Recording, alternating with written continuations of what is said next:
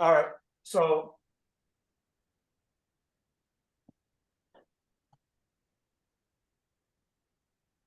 hopefully we can see the word humble. Ooh. Humble. Now we all know here, it's not what you heard, it's not what you think you heard, but try to, do your best with it anyway, right? What does this word mean? So now we know, like, when we say that, like, what does it actually mean? What does this word mean?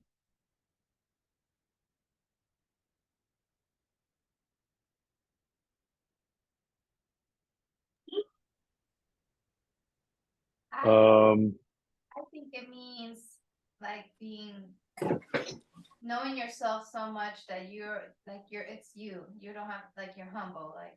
And if you were to know yourself that way, what would that make you? Like, what would that do for you? What would that make you? What would that do for you? Bring it back down to earth. That's it. That's exactly what the word means. It means earth. Oh. And when you break it all the way down and you follow the trail, it means earth. It basically means to know yourself well enough where you are Grounded. You see what I mean? Right? That's it. That's exactly right. This is what happens when you come week after week after week. You start learning how to think. You start being able to process and filter information, even if the answer wasn't readily available. You start realizing, like, let me actually turn my mind on and not just my mouth. You thought you figured this out in 30 seconds. You gave us a little hint, but it's just cool. I mean, not enough. Not enough. Not enough. If you guys hadn't been here all the time, when people use this word humble, do they come to this word? No. They ended up hitting the world. No, they don't come to that word. What you guys said is absolutely correct. It's correct. So when we talk about the fundamentals, good morning, John. Good morning, John, man. Always good to see you. When we talk about the fundamentals, this is what we're doing today. We're grounded. This is what we're going to, coming from. This is it. Because as much as it doesn't sound like it, we are talking about how to be grounded enough so that, like the foundation of your home, so that you can live in it. How to be grounded enough in your mind, your body, your soul, and your spirit to be grounded enough to have the business you want, to have the relationships you want, to have the money you want, to have whatever it is you want. It doesn't seem like we're talking about that, but we're talking about what it takes to have it. We're talking about who we must be, what we must know, and what we must understand to be able to have it, to be able to keep it, to be able to have something and it not have us, to be able to have something and we not worry about losing it all the time. So there's a fear of being broke. Then there's a fear of being rich and losing what you have. It's almost like you're damned if you do, damned if you don't on either end of the spectrum. If in the middle, you're not grounded. You're like a seesaw. One you're up and you're winning, then you go down and you lost it all. And then when you're up and you're winning, the other side is down. So one, you're up and you're rich, and the other side is down and poor. Then the other side comes up and now you are losing what you have and now you're going down, right? We want to be able to balance it. In order to do that, we have to be grounded. Something has to be set under us where we are able to maintain a balance. And we're always talking about how the non-physical controls the physical. We're always talking about the art of creation, the art of understanding that what we see physically is last, and how to create that last, right? And say, okay, if I want $1 million or if I want my own business, that's a physical thing at the end of the day, so it's last. So if I reverse engineer that, if I back up, what do I have to do or be or think? What is that in order to produce this physical thing, right? So absolutely correct. Absolutely correct. Okay, so now so now we're going to go to this. Self-esteem. Okay. What does this word esteem mean? Presume. Say it again. To presume. To presume. Like to Okay. Go ahead. esteem. If something is esteemed, Yes. then you are putting it on a pedestal, or you're kind of gauging it somehow. Pretty close. Pretty close. Anyone else? Pretty close. I would say self-esteem, kind of like what Kari said, it's almost like you are investing yourself to rise, to go above, to broaden. Okay. Anyone else? I think self-esteem is how you feel about yourself. Both of you two, everybody's pretty close. This word esteem means value. It means to value. So when you're talking about self-esteem, you're saying how you value you. Mm-hmm. When you're getting your house appraised, right? When you are appraising yourself, it is your level of esteem. When you esteem something, you're saying you're placing a value on it. Right? So now, so your value, your self-value, how you value yourself, or what you value yourself as, now, so, right? So we'll put up here, we'll put value. Now, we'll erase this word. Now, self-concept. What is this word? What is self-concept? Self, we already know is you, is the individual, the person. Talking about them. What is concept? What is concept? Idea. Okay. Lucky, I almost feel like you're tricking us because the way that you, I know the way that you break down words, and I'm breaking it down. I'm saying trickery, reverse. I'm not playing with you today. You better go ahead and teach it and let us listen, because this ain't it. I know that That's you got why I so didn't much answer. I was like, that's a trick. It's a setup. Yes. Yes. But okay. But even this, watch this. Do you do that before you say something to your kids? Do you do that before you say something to your wife? Do you do that before you say, I can't do this, or I can't afford it? Do you do that before you say, I'll never make it? Do you do that? But do we actually stop and really think about what we're saying before we say it? And I wasn't there, but since you guys did it, you did it to yourself. You did it to yourself, right? Right? But this is what we mean by learning how to think. You can apply this skill to more things than what we're talking about. But once you understand the skill, you automatically start applying it. You're like, wait a minute. Let me think this through first before I panic.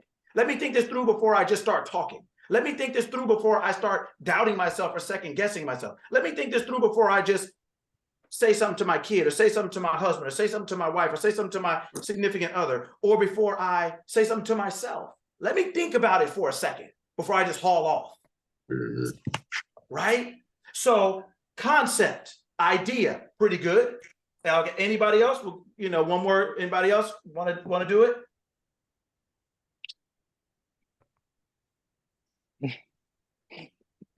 I'm still going to go with idea, because when you conceptualize something, that's bringing it forth into manifestation. Like you're thinking, but it starts as an idea. Okay. So I'm still going to go with idea. Yeah. Okay. So concept, yes, it is another word with this word. How we're using it today is identity. What you believe yourself to be. Who are you? What is your self-concept? What is, like you said, your self-idea? What is the idea of yourself? Who are you? What are you? Right? People say, I don't do that. Right. I'm not, yeah. Well, I don't usually, right? I'm just saying, right? Okay. Right. I mean, hey, man, listen, we're bringing this down to the streets. We're bringing this down so that we can understand what we're talking about here. Right? We can understand what we're talking about here. When we say, I can't afford that. A self-concept. You are saying what you believe yourself to be or not be. able to do, who you are, what you are, that is your self-concept. So your identity. So your value, you have identity, right? That's what we're talking about here. So, right, self-concept, and your self-esteem. So what do both of those have in common? Yourself. Self. So self goes on the top, even though it's super small, don't worry about it. Self goes on the top. Yourself has an idea of your value. You have a concept of your identity, like you know yourself to be something. It doesn't matter whether it's right or wrong, you know yourself to be something. You have a belief about yourself. And you have a value that's attached to it. You have a value that's attached to it. Your self-concept determines your self-esteem. So when we're trying to give people esteem, the reason why you can't do it is because you can't give them esteem. You can give them a better self-concept, meaning you can introduce a different way for them to think about themselves, a different way to see something that can influence the way they think about themselves, what's real to them, possible for them, or whatever else it is. But your self-esteem is the governor. I mean, your self-concept is the governor of your self-esteem. Who you believe yourself to be then gives you your value. Because I'm this, I have this level of value, right? So your self-concept, I'm the owner of this business. The owner talks to everybody much different than the employee talks to everybody, usually, right? Right. Because their self-concept is determining or dictating their self-esteem, right? So your identity determines your value. Look, how you, would it be fair to say it's because of how they see themselves, which goes that's why the word is self. The word is self. Right. You have an identity. You've either created it or you've allowed someone else to do it. Everything in your house you brought in or you allowed someone else to bring it. There's only two ways it got in there. Otherwise, you're filing charges, right? Right. Otherwise, you're filing charges, right? There's only two ways things get into your house. There's only two ways things get into your mind. Either it's your idea or someone else's. Look, I found it very intriguing the fact that, you know, when you look at history and these words, and you talk a lot about the etymology dictionary and all that stuff like that, and breaking down the words. Me and John are part of elite fraternal organization, and one of the things that we always say is in our rituals, be cautious over all your words and actions. And you always talk about how powerful words are. And a lot of people do not know the meaning of the words that they're using, and thus they're still susceptible to the results of those words, even though they don't know the meaning of them. They still get the benefit, or they get the reverse of what those words mean. So that's what I'm getting out of this too, as well. So we're starting at the top, right? Yourself. You have self-concept, right? We know that now as your identity. What and who you believe yourself to be. That flows into now your self-esteem. The value you place on yourself as a result of who and what you believe yourself to be.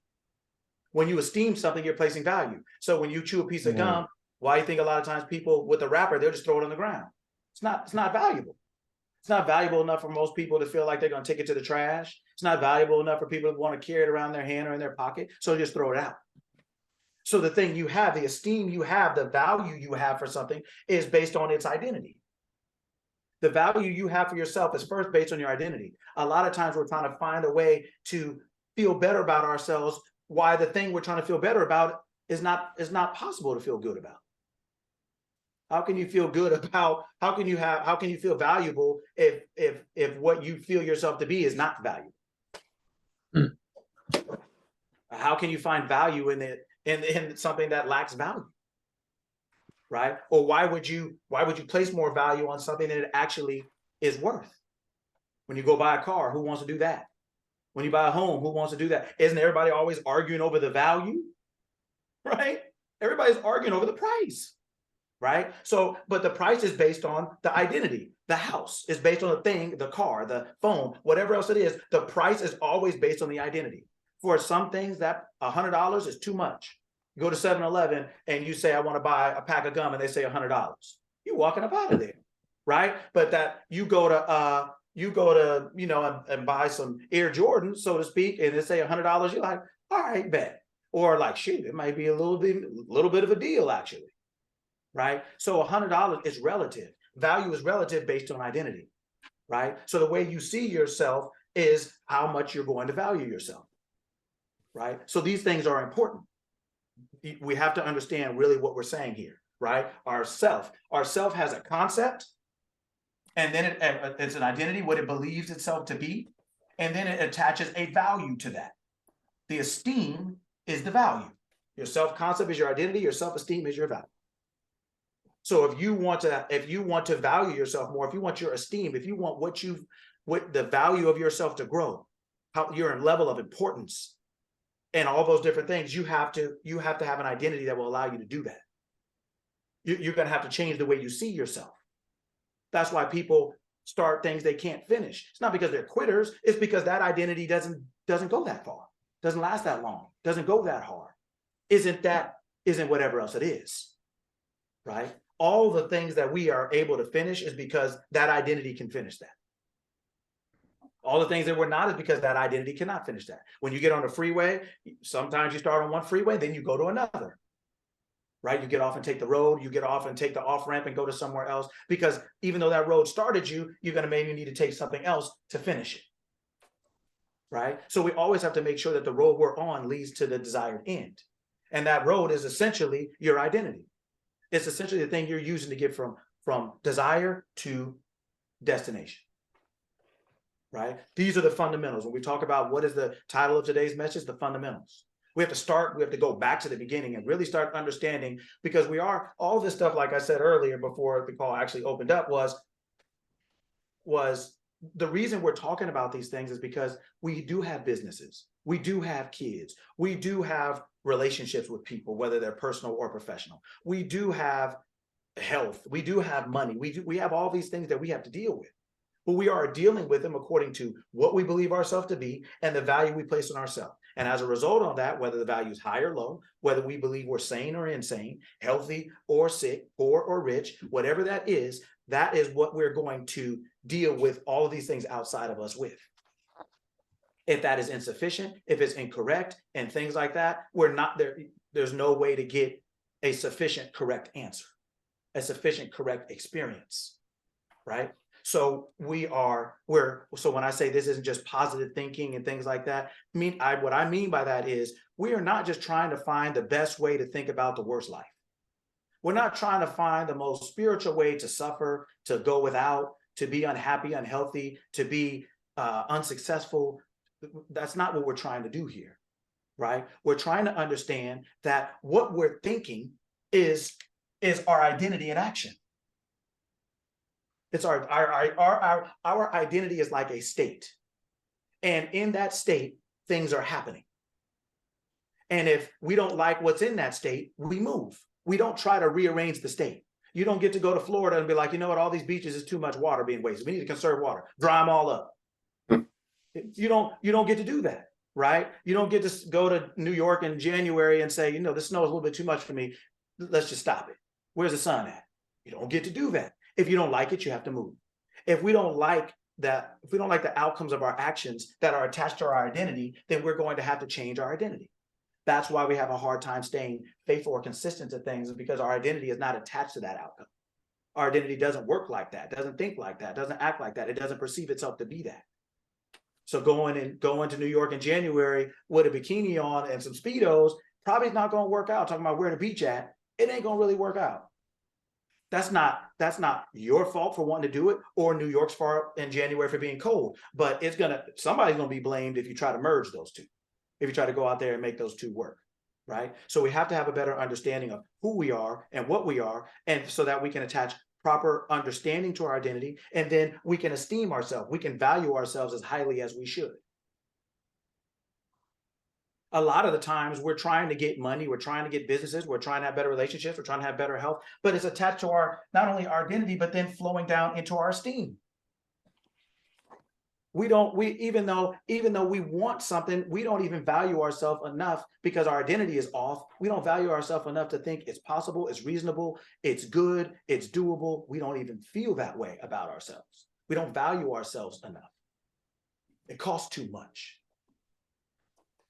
See, all the things we're talking about here, we're using physically, but the point of being here is to understand them mentally, psychologically, to understand what we're saying, why the physical is going the way it's going, right?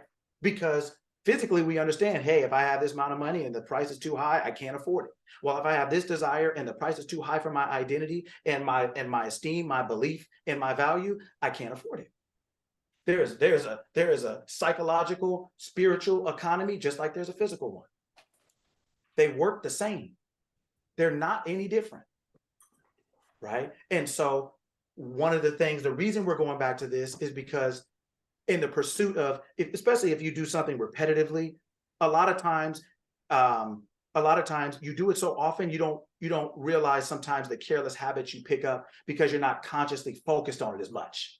Right? Like we talk about, whether it's in sports, you go back to the fundamentals all the time. Every practice, whether it's an individual sport or whether it's a team sport, some part of the practice is always about the fundamentals. Because when you do things over and over and over, you just get sloppy because you're not focused on it. You're focused on the outcome. You're focused on maybe a different part of the thing, but you're not. So sometimes your fundamentals get sloppy. You know, when you're typing all the time and you're talking on the phone and stuff like that, because you're able to do it so well, sometimes you mistype words, right? It's just because sometimes when we get so good at something, we stop focusing on the fundamentals and the foundations of it. And then we make a little mistake here, a little mistake here, a little mistake here, a little mistake here, and you look up and you're like, wait a minute, this stuff is not even typed properly.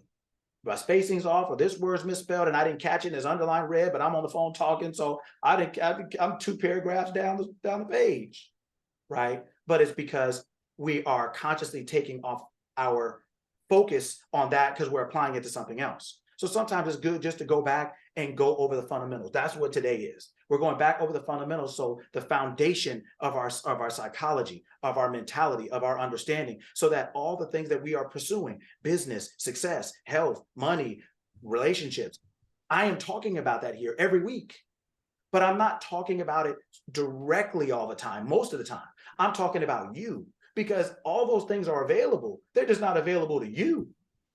They're not available to me. They're not available to us if we can't afford it. If our understanding of ourselves and our value of ourselves is not high enough, we can't afford it.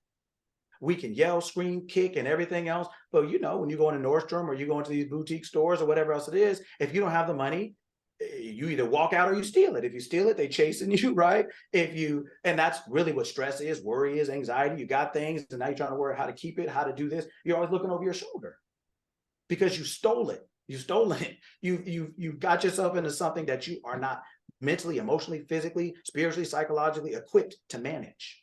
And so every day it's managing you. Every day they're looking for you. Every day you rolling, hoping they don't catch you, pull you over if you don't have a license or whatever else it is. Like, we're always running from things because we're into things that are bigger than what we are capable of managing. But it's because we're not looking at the fundamentals. We're not really understanding these certain things, right? So we're going to take another step back, right? Okay, if I write I said, if I write I did, if I write I went. Okay, what is the common denominator of this? I. Say it again. I. So that means all of these things after are dependent on what? Me. Right, you, me, we, the I, the individual. So that means if this isn't working, if the said isn't working, if the did isn't working, if the went isn't working, who do we need to look at? Ourselves. Yeah, I, me, we. But going back, just like you said, ourselves. But how do we know that if we don't know who we are? How do we know that if we don't value who we are? If we don't know who we are, or we do know who we are, but who we are and knowing who we are really isn't good enough for it to even be of any value, right? If I have an identity that my esteem comes from, and that identity makes my self-esteem so low, what's the point of having it? Doesn't even do you any good, right? So that's why we're starting with that. So the said, the did, the went, the action, whatever it is dependent first on the I. So the first thing we said was I. Why is the first thing we said I? Why is that?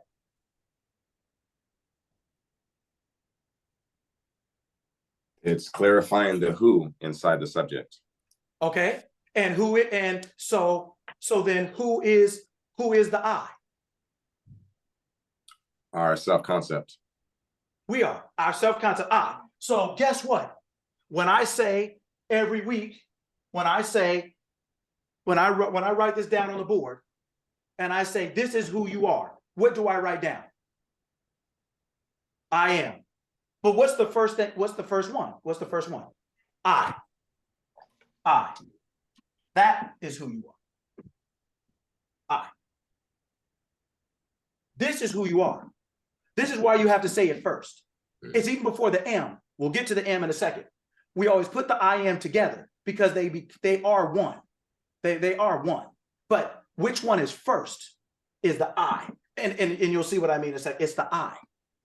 You always have to say I even before the M. So if you back it up and you back it up and you back it up, this is who you are first, I. This is who you are before you even came into this body. This, I. This is I. Who is that, right? Who is that identity-wise? Who is that value-wise? When you say I am the owner. I am the father. I'm the husband. I'm the mother. I am but I'm always I first. It's always I first. This is you. This is your consciousness, right? This is your spirit. This is your universe. This is you. This is you. Now, when we get to the am, this is what you're made up of. This is what you're made up of. The am, right, is ad, which is personified as father. Mem, the M is mem. It's personified as mother. Father is personified as thought. Mother is personified as emotion. Father is personified as mind. Mother is personified as spirit or breath. Right? So I know it's hard for you to see all down here. That's why I kind of talk, but the am is what makes up your I. You have, all of us have what they call a male and female aspect. It's personified as male and female. It is literally man. Man means what? What does man mean? So we're clear here. What does man mean? Is it short for human? Correct. And what does human mean? Just us as a species. Correct. So man, human, mankind, humanity. It is comprised of a male and female aspect, just like the I. The I is just the one you can't see. The male and female aspect physically is what you can see. It's what you can see. All of us have male and female inside of us. The more male we are, the more testosterone we have. The more female we are, the more estrogen we have. We both have both of us inside of us because we are man, not male. Not male. Everybody has to understand that. Not male. I hate to break it to everybody, but God is not a woman and God is not a man either. I know we're trying to get equal and we're trying to, I'm just here to tell the truth, right? I don't owe anybody on here anything but that, right? That's it. That's all I'm giving you. It's not a woman. If God were a woman and we'd be out here, and Beyonce and everybody else, knock it off. It ain't. Sorry to break it to you. It's not. Guess what? It's not a man either. It is not that either. It's not. What it's talking about is the male, and it's just using the different aspects of itself, the thought and emotion nature. It's talking about the consciousness and the spirit breath nature. That's what it means when, has anybody ever heard people say, behind every good man is a good woman? Yes, that's what it means. What it's saying is behind every good mind or thought is the emotion and the spirit, the breath. Now, which one of these would you rather, let's just say, which one of these would you rather have?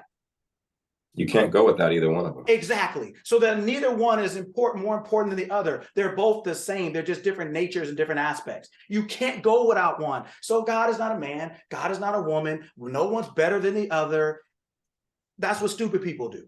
That's what sick people do.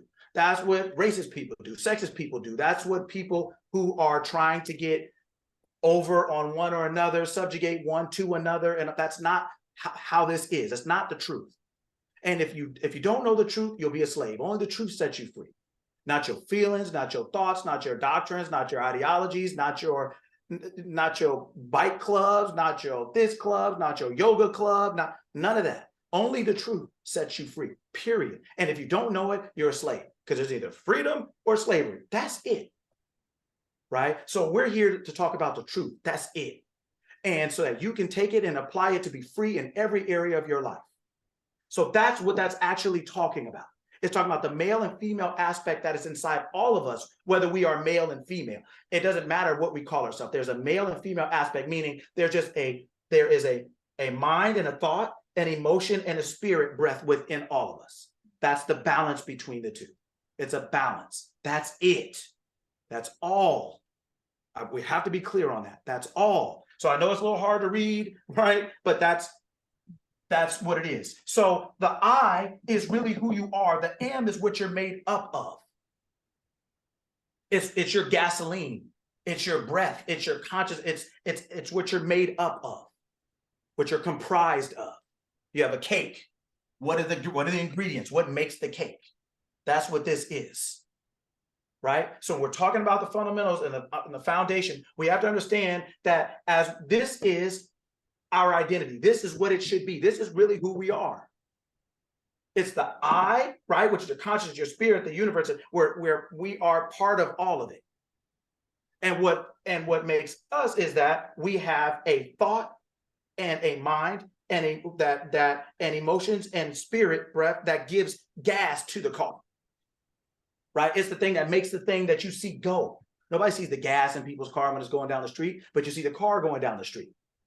You can't. So when they talked about,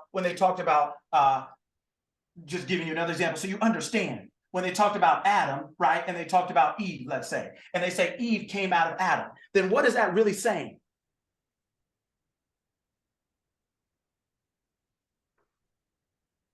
Yeah, see, once you start seeing it different, you start to understand what they're really saying, so that you understand what's in you and who you really are, so that you can start getting off in life. Right? Go ahead. What were you going to say? I was going to be silly and say Adam's the mama. Right? Anybody want to guess? Let's go. You already know how this is. We ain't coming here sitting down in the back and just looking at the clock, waiting for it to be over. This is not public school, huh? Adam always had Eve in him to begin with. Correct. Right? But what does Eve represent? His emotion. Emotion and spirit, the breath comes out. It comes from inside of you out.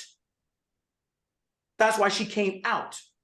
When you're sitting there mad, your emotions are inside. Nobody can see them, but they come out. Behind your actions was a woman, and it's personified, right? Was the female nature of you, right? It just means something that you can't see that's driving what you can see. It's driving it, right? So everybody looks at the car, but the car sitting on the side of the road is not as sexy when it's out of gas. right? So everybody, so what we don't see is driving what we do see, and you can't separate them. JR put in the chat, so Adam ate the apple. All right. So, and you know what's so funny about that is, if you look, it said ate from the knowledge of the tree of good and evil. So if the tree is good and evil, what does it produce? It's the tree of knowledge of good and evil. So Yes. it was the understanding that there was a difference, not just Right. a one. So then what does it produce? Everything? Fruit. What fruit? Good and evil. Both good and evil. Right. So then where's the apple come from? The apple wasn't there. That was just that was added. So then people add a whole bunch of stuff that was never even said because they don't know. They just add stuff and everybody else comes behind them and starts repeating it. Not that the person who said apple really meant that. I'm just saying, right? I'm saying that this is why we're doing what we're doing today, because we have to understand the truth about things so that we can get off, right? You have within you everything necessary to get off, to do you, to be who you want to be, how you want to be, what you want to be. That's in you. It's not outside of you. It's not somewhere else. It's not about apples. It's not about God as a woman, God as a man. It's not about this or that. No, it's about this I that you started with is you. They break it down and say, what's inside of that, right? Emotions, mind, thought, spirit. And they broke that down. They said emotions and spirit go on this side, we'll say, and that's all it is. That's all it is, right? I can go deeper, but I don't want to do that. I want to keep it kind of, because I want everybody to understand how we use this stuff. So now, inside of you, right? So if I were to say, okay,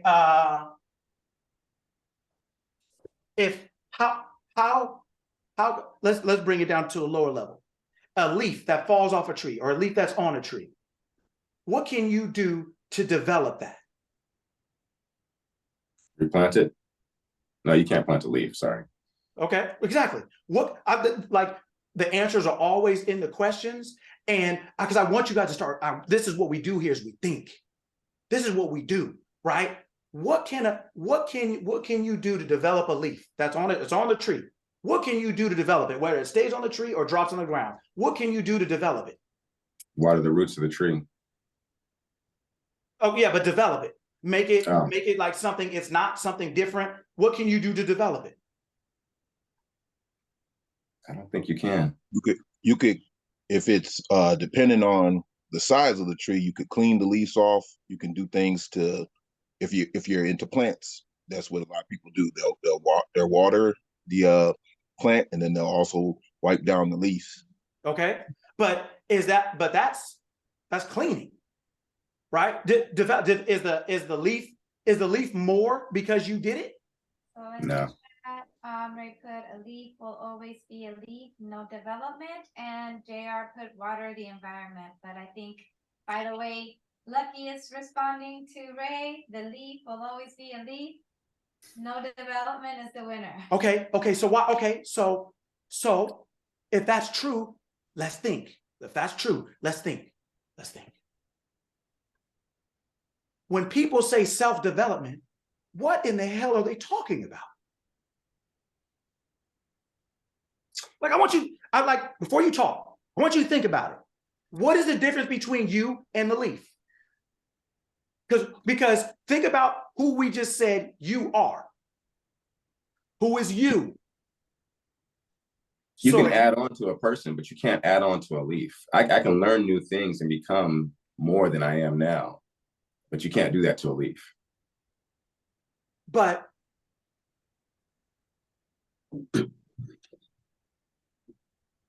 we have the opportunity to evolve. A leaf will always be a leaf, but we have the opportunity to evolve if we wanted to. But what makes that possible? My mindset. It starts with my mind. Yeah, but you can have all the mindset you want. If it's not possible, it's still not possible. Right? So what I'm saying to you is the same thing I said last week. You're already that person. You're already perfect. You're already developed. You're just not aware of it. You're already perfect. This I of you is just like the leaf. Who made the leaf? the leaf didn't make itself. Let's just say that. So we don't have to say God, Buddha, Jesus, Allah, the universe. We don't have to say that, but we can agree that the leaf didn't make itself. So, but we can agree that the leaf is always going to be the leaf, because the leaf, no matter whether it's small and you develop it, you grow it into something else, it's still a leaf. It didn't change. So even though you grew yourself into something else, it's only because that's what you always could have been. It's just a choice, but you didn't develop and change. You just developed what was already in you. The perfection that was, it's already there. This I is the leaf. This I is the sun. It is perfect as it is. You're perfect as you are. You just don't know it. So you think, go ahead. I'm sorry. I was gonna say, is that remembering who you are, basically? Yes, it's remembering who you are. That's what I mean by that. The leaf is perfect. It will never be anything else. So how can you're developing yourself into what? What? Because it's not, because you are not even what you do. You're just the doer. Jeffrey said in the chat, we yes. just need to reach it. Yes. So now it's just about what, like John said, you start watering it.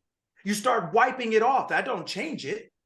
That doesn't make the leaf now all of a sudden a Cadillac, right? Doesn't make it a diamond ring or a gold bar, because otherwise I'd be out here, because I see a whole bunch of trees, Bob. I'd be out here, boy, I'd be off this call in a minute. I wouldn't even say bye to any of you. I would be gone. This marker, I would be on that tree before this marker hit this carpet. I'd be gone. So what I'm saying to you is the sun is perfect.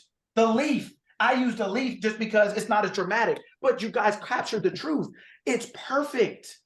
It's perfect as it is. You are perfect as you are, right? But you have to become aware of that in order to experience it. You're never going to self-develop yourself. I'm just using this word ridiculously, but you're never going to self-develop yourself into some other self. Mm. It ain't going to ever change. Okay? You're just not. So all you're doing then, when you're talking about development, I want you to change the word to awareness. Become aware. This is why we're talking about identity, because I want you to know what to look for. I want you to know where to look. I want you to know that the perfection you're looking for on the outside is on the inside. I want you to know the thing that when you said a leaf is a leaf, no matter what you do, I want you to know that you are perfect no matter what you do. You just may not be acting like it, but this I of you is perfect. It developed you as perfectly as it did this leaf. It developed you as perfectly as it did the sun. The only difference is the sun doesn't think that it's not a sun, and the sun doesn't have low self-esteem. The leaf doesn't say, I'm a leaf, man, but it's a recession now. I wonder if I still got what it takes. Right? It's not second guessing who it knows itself to be. It's perfect in its identity. You are perfect in your identity. You are perfect in your natural state. You're perfect. We've just gone off the path, off the road a little bit, right? Because we have a whole lot of confused people talking to a whole lot of confused people, right? But it doesn't make it true. It doesn't, we're not different in that respect. We have to understand that. We're not saying that Kari or Lucky or Veronica or everybody else on here, we're not saying the people that we're looking at are perfect. That's not what we're saying. Mm-hmm. We're saying that the being inside those people are. The being that makes that body alive is. That is the I. That is you. And if you can now turn back around as the people we're looking at, as the bodies we're in, that we think we're Kari, we think we're Lucky, we think we are Cynthia, we think we are Jeremy, we think we are John, we think we are Ray, we think that. Because that's the only way that this experience here on the physical earth means anything to us. Have you ever seen an NFL pregame, an NFL exhibition game? Have you ever seen an NBA exhibition game? Have you ever seen what? Just anything that wasn't real? Do you see how they play it? People play 1 or 2 snaps, they play a half a quarter, and they sit there sitting on the bench laughing don't they? The whole time. But guess what? They still want full price for the tickets. But they don't play hard. They just show up because to them it's not real. So they don't play hard. The only reason we play hard, the only reason we laugh hard, we cry hard, we do everything because this means something to us. But the only reason it does is because you think you're Kari. I think I'm Lucky. You think you're Veronica. You think you're this because you think that. And that's what it takes to live this experience the way we wanted to before we came here. If we knew who we were, we would never worry about anything. Wouldn't nothing be funny? We wouldn't be crying. We wouldn't get all the experiences of this physical experience. And that's what we came to do. But if we knew who we were off the bat, we would never take any of this seriously. When they go to these pregame, when Kevin Durant goes to play in the preseason, he's not worried about scoring 50 or whether they win or lose. He knows before he gets there, it's not real. It's not going on my record. It's not going on the team's record. So I'm not playing at all, probably, right? Because this is not real. They're not going to want me to get hurt here. It's not real. But the reason we came here is because we wanted it to be real. We wanted to say, okay, I created all this stuff, but in this spirit body without a physical form, I can't sit on this physical roller coaster. I can't drive this physical car. I can't have all the physical experiences. So we came into this body and then we named it. Leroy, Leon, Leontine. I can go on and on because, my name starts with an L, so, I can do that, right? But we named ourselves something because it made us part of the play. It made us actors in the play. It made it believable. We go to movies knowing they're fake and people still up in there crying. Still up in there, right? You right. No, she died. Who is she? She was on the red carpet last week. What do you mean she's dead? When? Oh, well, in the movie. This is not even real, but you forgot. Mm-hmm. But that's what we're doing here, is we are the great actors of our lives. That's where the word person came from, right? Latin word for persona. It means mask or character. You're playing a role. But if you look at all the great actors, they make us cry. They make us laugh. They make us do everything. They're controlling our emotions by their behavior. By the fact that we forgot they're not that person. We forgot. For those 2 hours, we forgot. And then after we're like, boy, Denzel was on today. But in the movie, we thought he was your boy from Training Day. We'd be like, man, this cat in the movie, you're like, man, this cat is cold, right? You forgot. And that's what we're here. We're in this movie called life. And we have a mask or a persona. That is our name. And so we think we are this, but that's what makes it real. But this mask or character is nothing but the name of a body. And this body does not power itself. It's being powered by the I, by the person before they became an actor, by the real Denzel, not the character, by the real you. The I of you is powering your persona, your character. That's why you're still alive when you're asleep, swallowing, digesting, breathing, and when you're not conscious. Doesn't need you. It doesn't need you, right? That's not what it's for. It needs your body. You need you, the real you before you got here needs a body to have this experience. So this experience is not limited. Like when you get on a roller coaster and you strap yourself into the seat, you're not strapping yourself in to be limited. You're strapping yourself in so that you can be free because you don't want to fall out this thing, right? But you got into this seat because you know that I'm still the same person before. When I'm this person, I get in the seat and I'm going to be this person when I get out. So I'm not worried about the seat trapping me. I'm not worried about the seat making me less than what I am, because I know I'm the same person before the seat, in the seat, and after the seat. Mm. You are the same person before this body, in this body, and after it. Only bodies die. Only characters die. Only Denzel's, Training Day, it's dead now. It's over. He finished it. It's over. That's it. But he doesn't die. He's still out here making movies. Equalizer 3 is coming out, and I'm definitely going to see it. Okay? Definitely going to see it. Now, I may watch it on my Fire Stick. Stop it. Don't tell anybody. I may do that. Right? I'm just saying, I'm still on my own path, everybody. I want you to know. Not all the way there yet. You know what I'm saying? But I'm just saying, Terrible. you know, I'm just saying, right? But you see what I'm saying? I want you guys to understand that what you're in is not who you are. Who you are is unlimited. Who you are is what makes the body you're in alive. And what I'm trying to get all of us to do, myself included, just because I'm up here hooting and hollering and sweating like some calling an old 70-year-old Baptist preacher, I'm talking to me just as much as I'm talking to you. I'm reminding me just as much as I'm reminding you. I'm sometimes informing me as much as I'm informing you. And what do they say? People need to be reminded more often than they need to be taught. We have to remind over and over and over and over and over and over and over. This week, I went on the gram. Now, I'm not that good at it. So if I send some of you guys some messages sometimes, I'm still trying to figure it out. Just stop it. Knock it off. Now, so I'm taking my daughter to school this week, and I was asking her. I said, yeah, how's school going? No, I was picking her up from school. I said, how's school go today and everything like that. When you pick your kids up, keep the radio off. When you pick your kids up, pay attention. Stuff happens at school, man. And if you know it at 6 o'clock when you should have known it at 2 o'clock, too late, too bad, so sad. If you're so busy and worried about everything else, your kids need you. You got to pay attention, right? But we'll get on that in a minute because I got a soapbox for that too. But it's not around right now. I got to go get it. So hold on. But let's get back to the point. So I picked her up from school. Hey, how's everything going? Whatever. And I said, and she said, I said something to her. She was like, oh yeah. I said, oh, are you guys glad you'll be getting out of school soon? She said, yeah. And I said, why? She said, oh God, the girls at school. She goes to an all-girls school.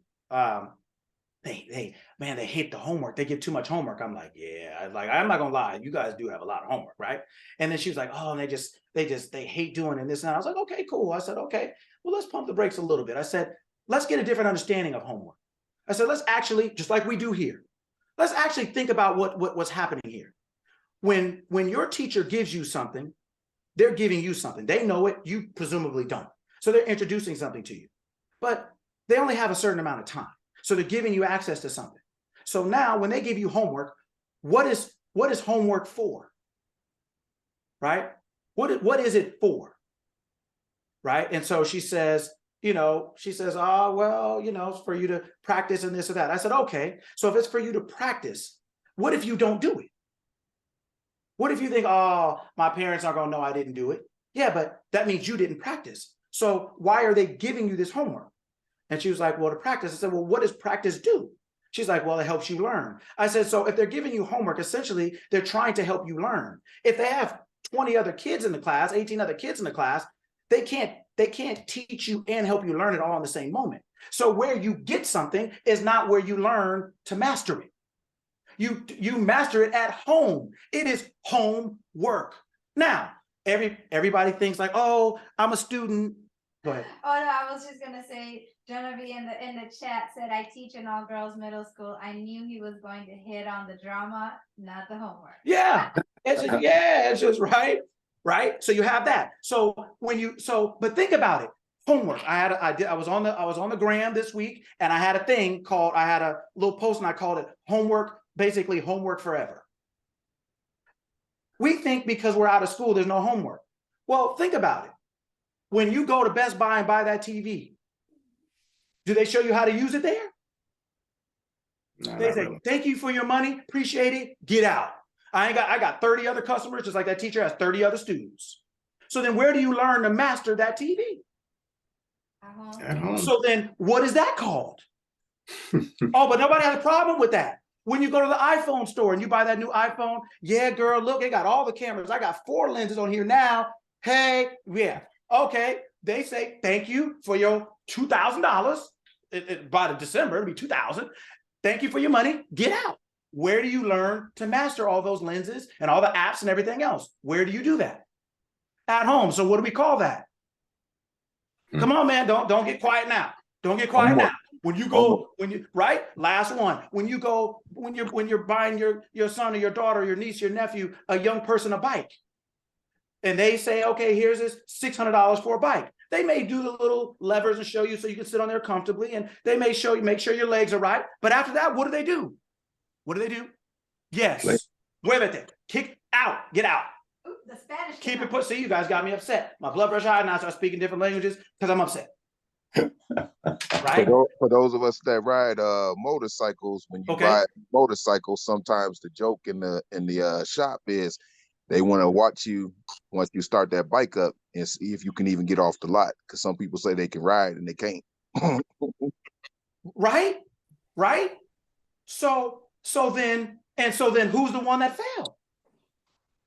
It ain't them. It's not the people who sold it to you. It's not your teacher. It's so when you buy something here, you have to learn how to master it here. This is school. This is the store. This is Best Buy. And this is your house. This is where you do the work. The work of what? The work of mastering this thing that is being given to you, that you bought, that you're being taught, or whatever else it is. You have to master it away from the place that is introduced to you. So if you don't do this work at home or this homework, then what? Then now you got a TV and you can only turn the volume up and volume down. Now you got a bike and you just sitting there, girl, didn't you buy that bike 2 weeks ago? Yeah, girl, but I went on there one time. It's treacherous. And now you didn't spend $600 on the bike when you got your little fancy helmet, pink helmet, and girls ride fast t-shirt, and you went out there around the block 2 times, and it was like, you know what, that's it. Girl, didn't mess my hair up. I put too much money on this. I'm not about to put that helmet on. And they tell me, yeah, if you don't master it away from the point of sale or purchase, you have no mastery. If you have no mastery, what you bought still means nothing. Homework never dies. It never dies, ever. Your ability to work at home, your ability to learn something and take it and spend your own time with it, to master it, to have a relationship with it, an understanding of it, never dies. That is on you. The people who sold the bike and the motorcycle place, they know how to ride. The teacher who gave you the homework, they already got a degree. They don't need you, right? They don't need you. But they don't need people at Best Buy. They already got their commission. So are you out there trying to hang it up on the wall and don't drop it, and you and your wife are sitting there trying to hang it up, and somebody's back is hurting, somebody else's feet are hurting, they already got their commission. Okay, then that's a you problem now. So all these things that we're doing, homework never dies. You have to sit down and spend time with whatever it is you want to master in life. When you learn it here, when you learn it somewhere else, at a church, a mosque, a synagogue, wherever, your friends, on the internet, a book, doesn't matter where you learn it. Once that initial interaction is gone, you have to take it with you now and spend some time with it. That's the only way you gain mastery of anything. And everybody is doing the same thing, just like these school kids are doing. Oh yeah, I heard that. I know that. Yeah, she told me that. So then you walk off, and then the test come, and just like that motorcycle, you get on that bike, you get on that, sit in that desk and get on that thing, and you fail. You fail. You turn your TV on, all you can do is turn it up and turn it down. You're like, I thought they said this had picture in picture. I thought they said that, yeah, but guess what people won't do? Read the manual. Because that's homework. Nobody want to do that though. How many people you see looking at the manual for an iPhone? No, they'll call their friends, girl, you know how to do that thing you showed me? Nobody will take the time. They'll call. They always want somebody else to do it for them. Nobody will read the manual. But if you want to be a millionaire, you don't call your girl and say, hey girl, do you think I could be a millionaire? You don't want her advice then. You got your own opinion, your own mind, and you grown. But we're not grown enough to read a manual though. We don't want to do that. There's too many different languages. And if there's an English on there, calm down. Don't just get an attitude because you don't want to read it and act like there ain't no other languages on here. No, stop it. There's language on here for you too, and you just don't want to read it. So you'll call everybody. You'll go on YouTube and everything else right before you read it. How do you do that? Yeah, but nobody wants to do the homework. Just like these kids don't want to do it. Homework is forever. It's forever. So make sure that whatever you want to master in life, you want to do the work away from it. Spend the time with it. Read the manual. And anything that you're doing, right? So that you can get more of an experience. That's what we're here for, right? This is what we're talking about. We're talking about learning how to think. We're not, like I said, maybe very early in the call, or even before the call opened up officially, right? We opened it up early so people can talk, laugh, share stories, commiserate with each other. You can do whatever for, a couple minutes before we get on, usually around 6:30-ish somewhere, but we'll see about that. But the point is that but during that time, one of the things I said was, it seems like I'm not talking about money on here. It seems like I'm not talking about health. It seems like I'm not talking about that I'm not talking about how to start your own business. It seems like I'm not talking about, but I am. If you're paying attention, I am. Because guess what? Who wants the money? You. Who wants the business? You. Who wants the relationship? You. So then who are you? You want all these things, but who are you? If you want more of it, you got to be more of you. But nobody want to read the manual. Nobody want to read the manual. I want a better job. I want a better money. I want a better relationship. But girl, that manual's long. My homie, man, dude, have you seen that manual? That manual is so thick. So then what we do is we sit there and talk to each other and convince each other that we shouldn't read it.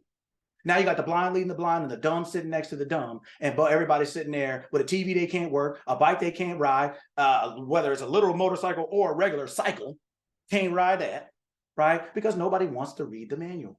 Nobody actually wants to take the time to familiarize themselves with this experience that they want to be a certain way. They want somebody else to do it. They want the teacher to do it. They want the bike shop to do it. They want the bicycle shop to do it. They want, and can somebody just help me show me how to use this iPhone? Look, I want to put in all my contacts. And then, can I FaceTime right now? Because I told my girl when I was going to get up here, I was going to FaceTime her because I wanted to see the store. Girl, isn't this cute up here?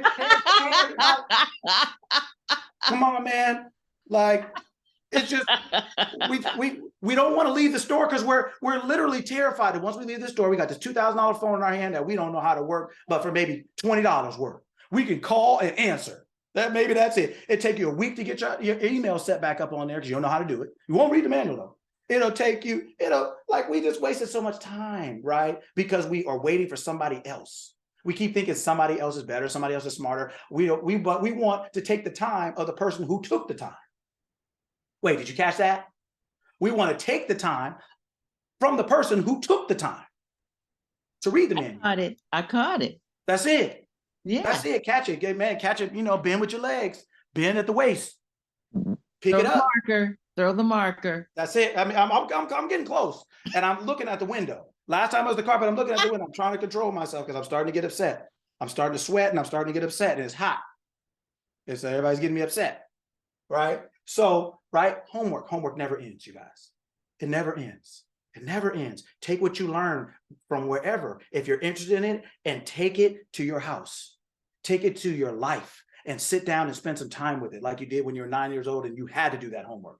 Do the homework in whatever area of your life that has meaning and value to you. Because then, just like that homework you did in 8th grade or 5th grade, or when you were 9, now you can read, now you can write, now you can count, now you can do all the things that you spent the time to do. None of this stuff is impossible. You can be a business owner if you can learn how to do long division, if you can learn how to do, 3-digit multiplication. If you can learn how to do all that math in your head and learn how to drive and talk on the phone and do your makeup and drink a beer and while you're riding a motorcycle and do all this stuff, people are amazing. You guys are amazing. We're amazing. But we apply it to such limited, narrow scopes of life. Right? To such limited, narrow scopes of life. And then we wonder why. We get such limited, narrow scopes of success. It's not because we're incapable. It's because we're unwilling. We're undisciplined. We're unaware. We're unfocused because we really don't know who we are. Not really. Not really. Right? And I want us to understand that. Last night I went to, my daughter had a spring recital. So, I go up in there trying to be, at least trying to look like I'm doing a good job. Even if sometimes they say you got to fake it till you make it. I was up there faking. I was faker than a politician up there, smiling, waving, and everything else. And I'm in my mind, I just got there and I'm like, well, when is it over? They ain't even opened the doors up yet. And I'm like, is it time? Are they opening the doors to tell you can leave? Or are they saying come in? But I can't say that because her mom is around, her grandma's around, aunt's around. So I got to look like I'm invested. So I'm there. And so I walk in, we sit down and they do it. Man, I was pleasantly surprised about how well those girls did, playing so many different instruments. They had 7 or 8 girls playing guitar, different ones. They had all these different things. And I sat there to myself and I'm like, wow, all these drop-offs and pickups to this choir rehearsal for, what is this? This started since like September. And so every Monday was choir rehearsal. So they've been doing this for the whole year. Practicing. So you dropping off and picking up, and it's 5 o'clock, and and by November it's dark now at 5, and you're like, shh, and they still at school, and you still got to get them home, all this stuff, and you're like, God, do you have to go today? You're thinking, but you don't want to say that because you want to be a good example. So I'm quitting for her in my mind. If she even say I don't, what, choir? You don't want to go? No worries. We don't have to go. I'll write them a letter and everything. I'll quit for you, right? But I'm saying all that to say that last night, it was like, wow, this was actually worth it. Like, I was like, wow. I was so proud of her and all the other girls. I was proud of them for committing to something, for wanting to be something, and doing what it took to want to do that. It took something. I wanted to quit, and I wasn't even doing it. I did that bad, but it's true. And I'm here to tell the truth, right? But I wanted to quit. I wanted to. I was like, God, just say one time. One time, if the guy canceled it, I was so happy. Might as well have been Christmas. It was February. It was might as well have been Christmas, Kwanzaa, everything. I was, hey, I was like, yes, right? Couldn't wait to pick her. I was there. She gets out at 2:35. I was there like it was like I was at NASCAR finish line or at the beginning of the race. I was like, get in, let's go, because he could send an email and change his mind. Get in the car. Hi, Daddy, get in the car. No hi, just get in. I'm trying. Don't talk to me until we clear the parking lot. I want to make sure his kid take it back. It's too late. He took it. You said in the email. I got the email right here. You said we could leave, right? But I got there last night, and it was worth it. And I say all that to say to you that when you start something and you want it that bad, it's worth it. When you reach it, it's worth it. Sometimes it can suck in the middle. And them days are long, nights are early, days are short, and you like, where did daylight go? The sun just came up and it's going down already. Well, nobody told me about this. Is this like a daylight savings? Is it on some kind of economy or some kind of green mode where it decides I'm not going to pump that heat because of the environment? I don't know. I don't subscribe to that. I want all my heat for all my hours. You owe me 30 more minutes. I feel like I'm talking to an employee. Like, you can't leave early. No, you got to be here because I need 30. I got to get home. I need that light. Come on, man. Right? Last night I left. It was 8:15. I was on the way home. I was like, oh my God. First thing I thought, it's still daylight. I can make it. So I'm rolling home because it was just nice to have that daylight, right? But I say all that to say that all those things, all that time, it seems like nothing's happening. It seems like it's a waste of time. It seems like you're in the dark. All you can think of is how much gas you spend and how much time you spend and how you got to go later than 2 hours later than school gets out. You just think about, and there's going to be traffic now. You think of all these things. But man, I still, you mean well as a parent, but you're still a person. You still got a backache, a foot ache, a headache. It's still traffic. There's still things that you want to do in life, right? And so I just never could have imagined feeling like, wow, the thought came to my mind, this was actually worth it. And the things in life that we're putting into daily, spending the time with it, making them your own, not just starting something and then expecting everybody else to finish it for you or whatever else. It's worth it. It's worth it. You can be it. You can do it. You can have it. It's worth it, right? So I want us to remember that. But the reason we're talking about what we're talking about today is because if we don't know who we are, and as a result, we don't value ourselves properly, we're going to run out of gas. We're going to overdraw the account. We're going to be frustrated, worried, stressed, anxious because we don't know. When God said, let there be light, it was light. And it's still light. That's you. Let me prove it to you. All right, everybody pay attention. Right? Get your eyes on, get your head on, strap your mustache, your wig on, whatever you got to do. Put your socks on, pay attention. Okay, on account of, you need one hand. You just need one hand. If you driving or you doing something, just be easy. But I want you, this is important. I'm going to show you something. This is important. This all my ridiculousness. I know I'm ridiculous. I already know. But this is important. I'm telling the truth now. This is important this time. I'm telling the truth this time. All right. On the count of three. I'm not even gonna tell you, but on the count of three, I'm gonna tell you to do something. I want you to do it. It just involves your hand. On the count of three. All right. So remember, God said, let there be light. And what did it say after that? Anybody tell me? God said, let there be light. What did it say after that? And then there was light. Boom. Okay. On the count of three, you're gonna do something.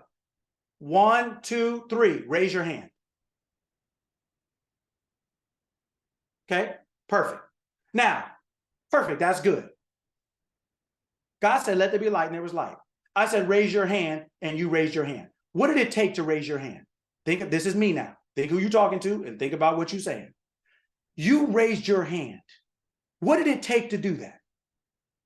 Okay, let's just change it a different way. What did it not take to do that? Think about all the things you're doing in life to get something. Did it take any of those things? Some of them. What did it take to raise your hand? What did it not take? Somebody tell me what it didn't take. Huh? It took a decision. It took a decision. And what else? And commitment. The follow through, the action. Follow instructions. Say it again. Follow instructions. Follow the instructions. Energy. Okay. Obedience. Okay. To who? To you. You. So listen to what I'm saying. God said, let there be light, and it was light. I said, raise your hand. But who else had to say raise your hand? You did. You did. So when you raised your hand, what did you do to raise your hand? Okay. Did anybody do affirmations? No. Did anybody burn any candles? No. Anybody do? I mean, listen, because people write fast and people got candles around. I don't know. I'm just asking. Did anybody do any scripting? Did anybody take a walk in nature? Did anyone get into the lotus posture? Did anybody drink their favorite tea? Because every time I drink this tea, it goes down. Did anybody do that? So what I'm saying to you is, what did it take for you to raise your hand? Was it that deep? Was it that dramatic? Did it take that long? Was it that hard? Did you say something to yourself? No. All you said in your mind was, let there be light. If God said, let there be light, who was God talking to? Let's just say we're going back to the old school version of the book. God said, let there be light. Who was God talking to? Himself, herself, itself. Itself, right? So then it's not really about what it said.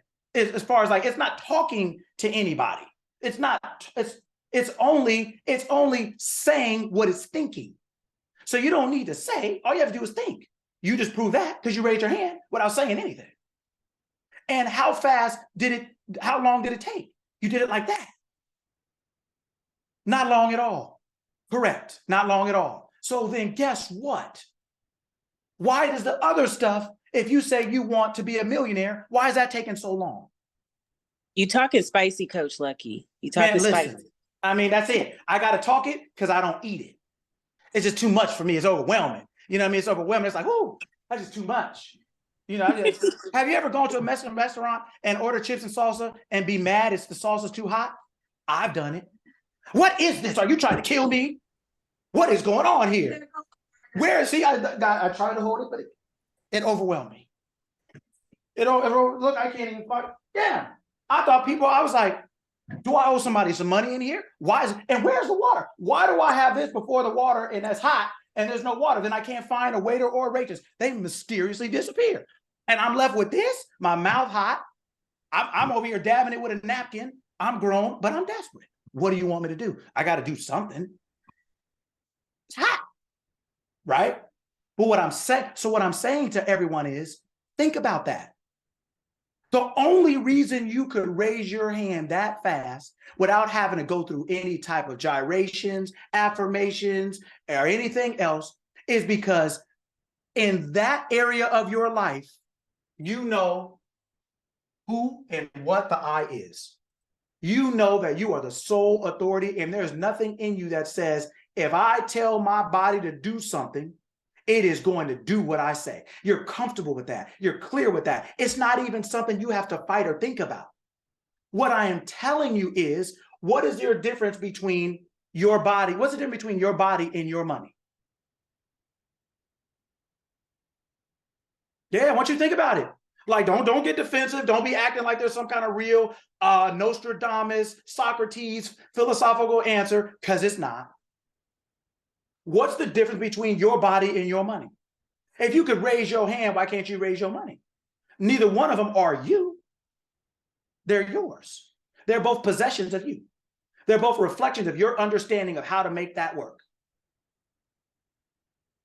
But one of these, your hand, you have a complete authoritative understanding. You're like, this is mine, and whatever I say goes. If I say raise it, raise it. If I say lower it, lower it. If I say go across, go across. If I say, it literally, it's a command. It's not an affirmation. You're declaring something. You're decreeing. You're saying, this is what I want you to do. You're not asking. God said, let there be light. Not, hey, is there a down payment plan? Hey, I'd like it to be a little lighter because it's dark. You know, it's not good for my eyes. You know, I'm nearsighted. It's let there be light. You said, let me raise my hand. You didn't have to say it. You didn't have to go through craziness over it. You literally just raised your hand. You have a level of authority that you're exercising in your life. And what I'm trying to make you aware of, I'm not trying to develop you. I'm trying to make you aware that you're already perfect and you already have all the skills. You're using them anyway. You just don't realize it. I'm trying to turn the light on. When you go in a room and you're looking for something and somebody's looking for it in the dark and you're saying, yeah, what are you doing? I'm looking for my ID. Turn the light on. Why are you up in here for 3 hours running into everything, falling over everything and working in the dark? Light before labor. Turn the light of your mind on. Turn your awareness on. The answer is right there in you. The answer's in you. You raised your hand. It's in you. You can raise your money. You can raise your health. They're all yours. They're not you. The I is you. Your body is not you. It's yours. The I is you. Your money is not you. It's yours, but it's a reflection of you. It's a reflection of you. And if your money is low, just like your hand is down, just like you can raise your hand up, raise your money up by declaring and decreeing. This is what it is now. I now believe myself to be this. I am now saying to myself, this is who I am now. When you said I'm raising my hand, you didn't go through any craziness over it. You didn't wait for 10 days where there's divine timing and God's timing is always the best time. What you mean? You just raise your hand. You didn't say none of that then. It's my point to you in all of my ridiculousness is to get you to understand it's the same thing. It's the same thing. Once you understand that, you will I'm talking to me just as much as I'm talking to you, so I hope you're listening because I'm talking to me too. Right? It's the same thing. When you raised your hand, what happened? It was like that. There wasn't no 6 years, no 5 years, no God's plan is always the right plan. What? Hello. That's it. That's it. I need to raise my hand to say hello, to get this cup, to do whatever. There's no, well, no, right? I'm letting you know that you can do the same thing in your life, do the same thing in your business, do the same thing with your health, do the same thing in your relationship. You can raise your hand. You can say, this is now me. I have declared, this is now me. You didn't have to tell nobody. You didn't have to ask anybody. It's the same thing. You want more money? You don't have to tell nobody. You don't have to ask nobody. Just raise your hand. Just say in mind the same, whatever. What did you say to your hand? You don't even know what you said. It wasn't a saying thing. It was just like, your body listens to you. It's listening to your thoughts. It's listening to what you're thinking. You're always thinking. You're always talking. You're always believing yourself to be. You're always affirming. You're always declaring yourself to be. Not because you're saying, you're always believing yourself to be something. You're always thinking. I want you to understand that. I'm not trying to get you to do something new. I'm trying to get you to do something different. I'm trying to get you to use the power you have differently. I'm telling you, you already have it. Just like you have the authority to raise your hand with no one's permission, you have the authority to raise your life. You have the authority to resurrect your life, resurrect your health. You don't have to be bad to good. You can be good to great. You can be great to greater, and greaterest and everything else you can find. This doesn't have to be ashy to classy. You don't have to be messed up to want to be more, and to realize that you are more. You're more than you can ever imagine. And the more we become aware, just like the more lights we turn on in the house, or when the sun comes out, we can see more in our house, the more light that penetrates our consciousness, the more in ourselves we'll see. You ain't developing anything. Everything's already there. You didn't develop no leaf. Just because you watered it didn't make it no leaf. You can pour water on the concrete, ain't no leaf coming. You can pour water on the dirt. If there ain't no seed there, it ain't happening. Right? You already are it. And the awareness is your water. It's saying, oh, I didn't know I was that. Now I know. Now I just go get it. I just decide to walk it. It's mine. Who else you got to ask? It's yours. I want you to understand that I'm talking about money. I'm talking about health. I'm talking about business. I'm talking about relationships. I'm talking about all the things that it doesn't seem like I'm talking about. But all those things are just things. They're not living. They can't exist without you. So there's people who are, there are people who are depressed, let's say. So now we say depression is a real big thing and stuff like that. Okay, cool.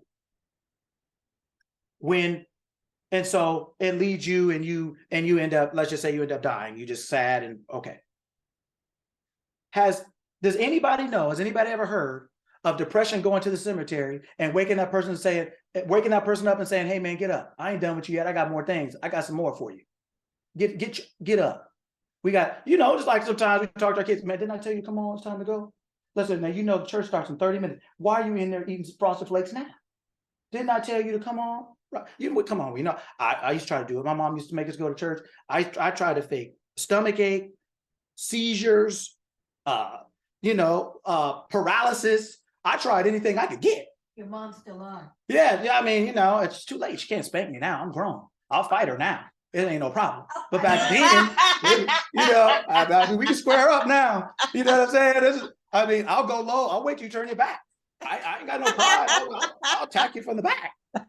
Right? I ain't got to, but I'm still a little upset because there was a couple of days I wanted to just lie there, but the paralysis didn't work. I tried it too. I tried everything. I put time into it. You want to talk about homework? I was working at the house. I was thinking of a master plan, like Eric B and them and Rakim thinking of come on, you guys know what that song is. Knock it off. We ain't that far down the path. Knock it off. You know what I'm talking about? The gold chain and his homie that was the DJ. You know who that was. I was thinking of a master plan in the car the other day. I was listening to it. Yeah, that was it, right? So I thought of a master plan and none of them worked. They failed every time. But I was doing the homework, but I guess I wasn't a good student. Or she just wasn't going for the cap. I don't know, but I tried. So I'm simply saying that you have it in you, but you have to go, I'm trying to make you aware so you'll look for it. So you'll realize that you don't need to develop yourself. Everything is already there. You just have to be aware that it's already perfect. You're already perfect. You just have to go back in. The people that we're looking at, the people that we are listening to and talking, the bodies, that's not who we are. That's what we're in. So what I want us to do is I want us as names, all the names here. I want us to turn around and go back to the I. What does that mean? I want you to just get quiet and turn around and say, if I could raise my hand with no one's permission, no one's help, no one's support, if I didn't have to say 50,000 things, if I had the authority to do that, and if I had the authority to do that, that's who you are. You have the authority to tell this, to do anything this name will do. But the way it works is your I is following your name. Your name is saying, I want to be this, and I want to do this, and this. Your I says, okay, if this is what you want, cool. You want to be broke? I can't ever afford it. It's always too high. Rent's too high. Remember that the black dude in New York that had that the rent is too damn high party? You guys remember that? Hey man, look him up. It's a trip. The rent is too damn high. Look it up. You'll thank me later. Yeah, you'll thank me later. Oh no, it's jokes, right? But my point is that whatever we're believing ourselves to be, the I is powering, because that's the part of the physical experience. The I is not choosing, the I is powering. The I is not choosing, the I is powering. It's not choosing. The I is powering, it's not choosing. So when you are proclaiming yourself to be, when the persona, when the person is proclaiming themselves to be, the I is saying, so will it be. So it must be. So it is. That's what it is, right? This is what we're believing ourselves to be. Cool, I power that. When you plug your phone in the wall, I don't argue with you. It just powers what you plug in. But if you're ignorant and you plug in the wrong thing, you'll shock yourself or get nothing. But it's not going to argue with you, right? And it's the same thing. So your identity, right, is being powered by your true self, by your I. Your identity, Marcus, Mona, Cynthia, Gerardo, John, all of us, that is our identity. That's what we're identifying ourselves as. That is being powered by the I, by our true self before we came into this body. We are powering this body. And the body, and we're saying here, as a person, we want to have certain experiences. So the I is powering that. Okay, they believe themselves to be wealthy. Cool, let's bring it in. They believe themselves to be sick. Cool. It's flu season. Cool. Let's make sure let's get that. Hey, let's get that cough going. Let's get that factory going. We need a little cough. They said, and they always get a little bit of headache. Let's throw a little headache in there. And it's just a manufacturing plant. Your mind is a manufacturing plant. It's manufacturing all of your physical experiences. It's the woman behind the action. That's what it is. It's the thing you can't see powering the thing you do see. And what you don't see and what you do see are one flesh. The two shall become one flesh. That's one flesh. That's what it is. What you don't see powering what you do see. The woman powering the action. Behind it all, the spirit and the breath. You know how many thoughts you have a day that you don't act on? You're single. When you have a thought and you act on it, the two have become one flesh. Now you're going to have an experience. You can't have an experience without the two becoming one flesh. Can't do it. Can't do it. Can't produce. You can't produce a thing. Can't produce a child. Can't produce any type of physical experience without the two becoming one flesh. Without the thought and the emotion coming. Without the spirit and the breath going with the mind. It doesn't work. Can't do it. I'm talking about money. You are the doer. I'm talking about health. I'm talking about all these things. I'm trying to get you to understand that as you go, it goes. Depression is not bigger than you. Otherwise, it would wake your butt up because it ain't done. Get up out this graveyard, man, and come on. And it needs a living body. And that means because it doesn't have life, it's a leech. It doesn't have life in and of itself. It has to suck off of you because you're the only living being. A phone can't last for too long without a battery, right? Or without it being plugged in because it's not a living thing. It's given life constantly. You are giving your life constantly. You're giving your life constantly by your, now we're going to get into today's words, mindset. You are creating your physical experiences by your mindset. And what are the three things that make up mindset? Somebody run them off. There's examination time, test time. What is it? Three things.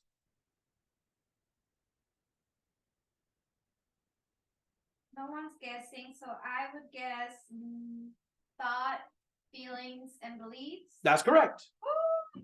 So what? Thoughts, feelings, and beliefs. Your thoughts and your feelings,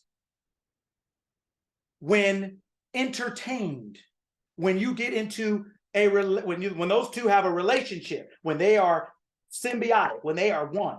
I have this thought, I'm broke. Oh man, this sucks. Now those have become one. When you entertain that for enough time, it becomes a belief. When these three happen, this is what people want to call the Holy Trinity. This is it. You want to know what it is? This is it. It is your thoughts, your feelings, and your beliefs are ruling your life. they are ruling your life. What you're thinking, what you are feeling because of that thought, and what you are believing to be true as a result. What you are thinking, what you are feeling, and when those two agree, they come to a belief. And now you have the Holy Trinity. This is what you are essentially, this is what you are worshiping. This is what is running your life. This is what is governing you. And if you want to have a different experience, you are going to have to change these three things. These three things don't care what they are. They don't care what you think, feel, or believe. They just give you what you think, feel, or believe. They don't care. They are your resource to express yourself. I want you to understand how to free yourself. Cancer is a resource to express yourself. You're using that. Your I is saying this person is thinking, feeling, and believing this. And according to that, that equals this. So some people get cancer. Some people get high blood pressure. Some people get diabetes. Some people get depression. Some people get anxiety. Everybody doesn't feel the same thing. And everybody doesn't feel the same thing, even about the same things. Right? But it's because they are individualized expressions based on what's appropriate for you. But they can't exist without you. So then they're not designed to overrule you and overrun you. They're not designed to rule you. But the only reason they can be alive is because of you. So if you withdraw your power, they die. That's just the truth. They die. They are real. But you know why they're real? Because you make them real. The sun is real because we made it real. God said, let there be light. Was there somebody else be like, you know what? Hold on, let me check your credit. Depression don't care about your credit. Worry, stress, fear, anxiety don't care nothing about your credit. Don't care nothing about whether you black, white, all the stuff that humanity care, don't care nothing about it. That's why everybody can get it. Right?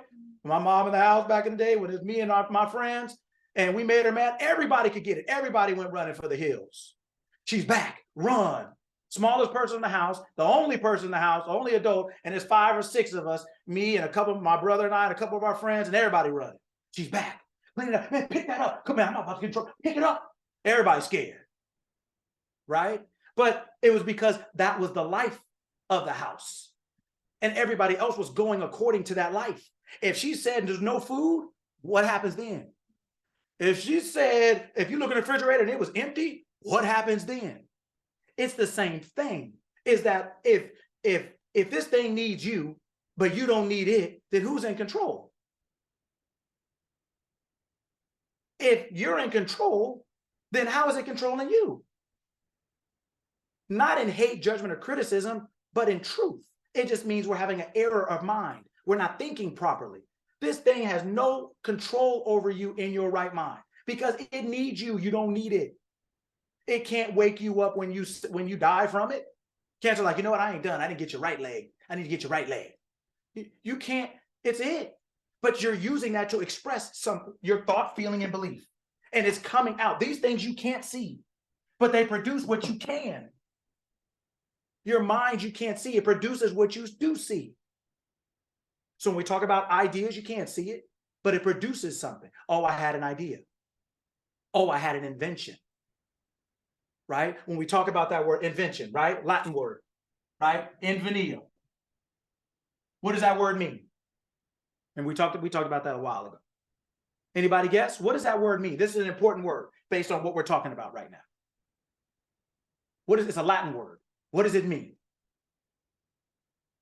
Right? People say invention. True, but what does invention mean? What does it actually mean? Etymologically mean, not connotatively, what people say it means. What does it mean? Somebody say something.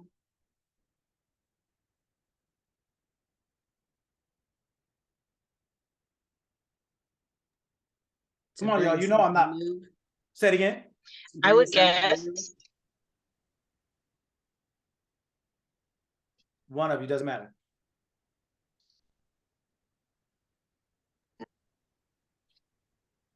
I would guess it's like overcoming obstacles.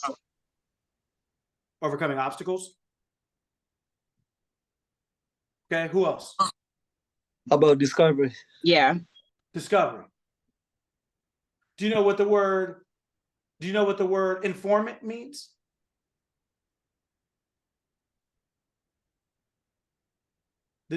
The gentleman who said discovery. Do you know what the word informant means?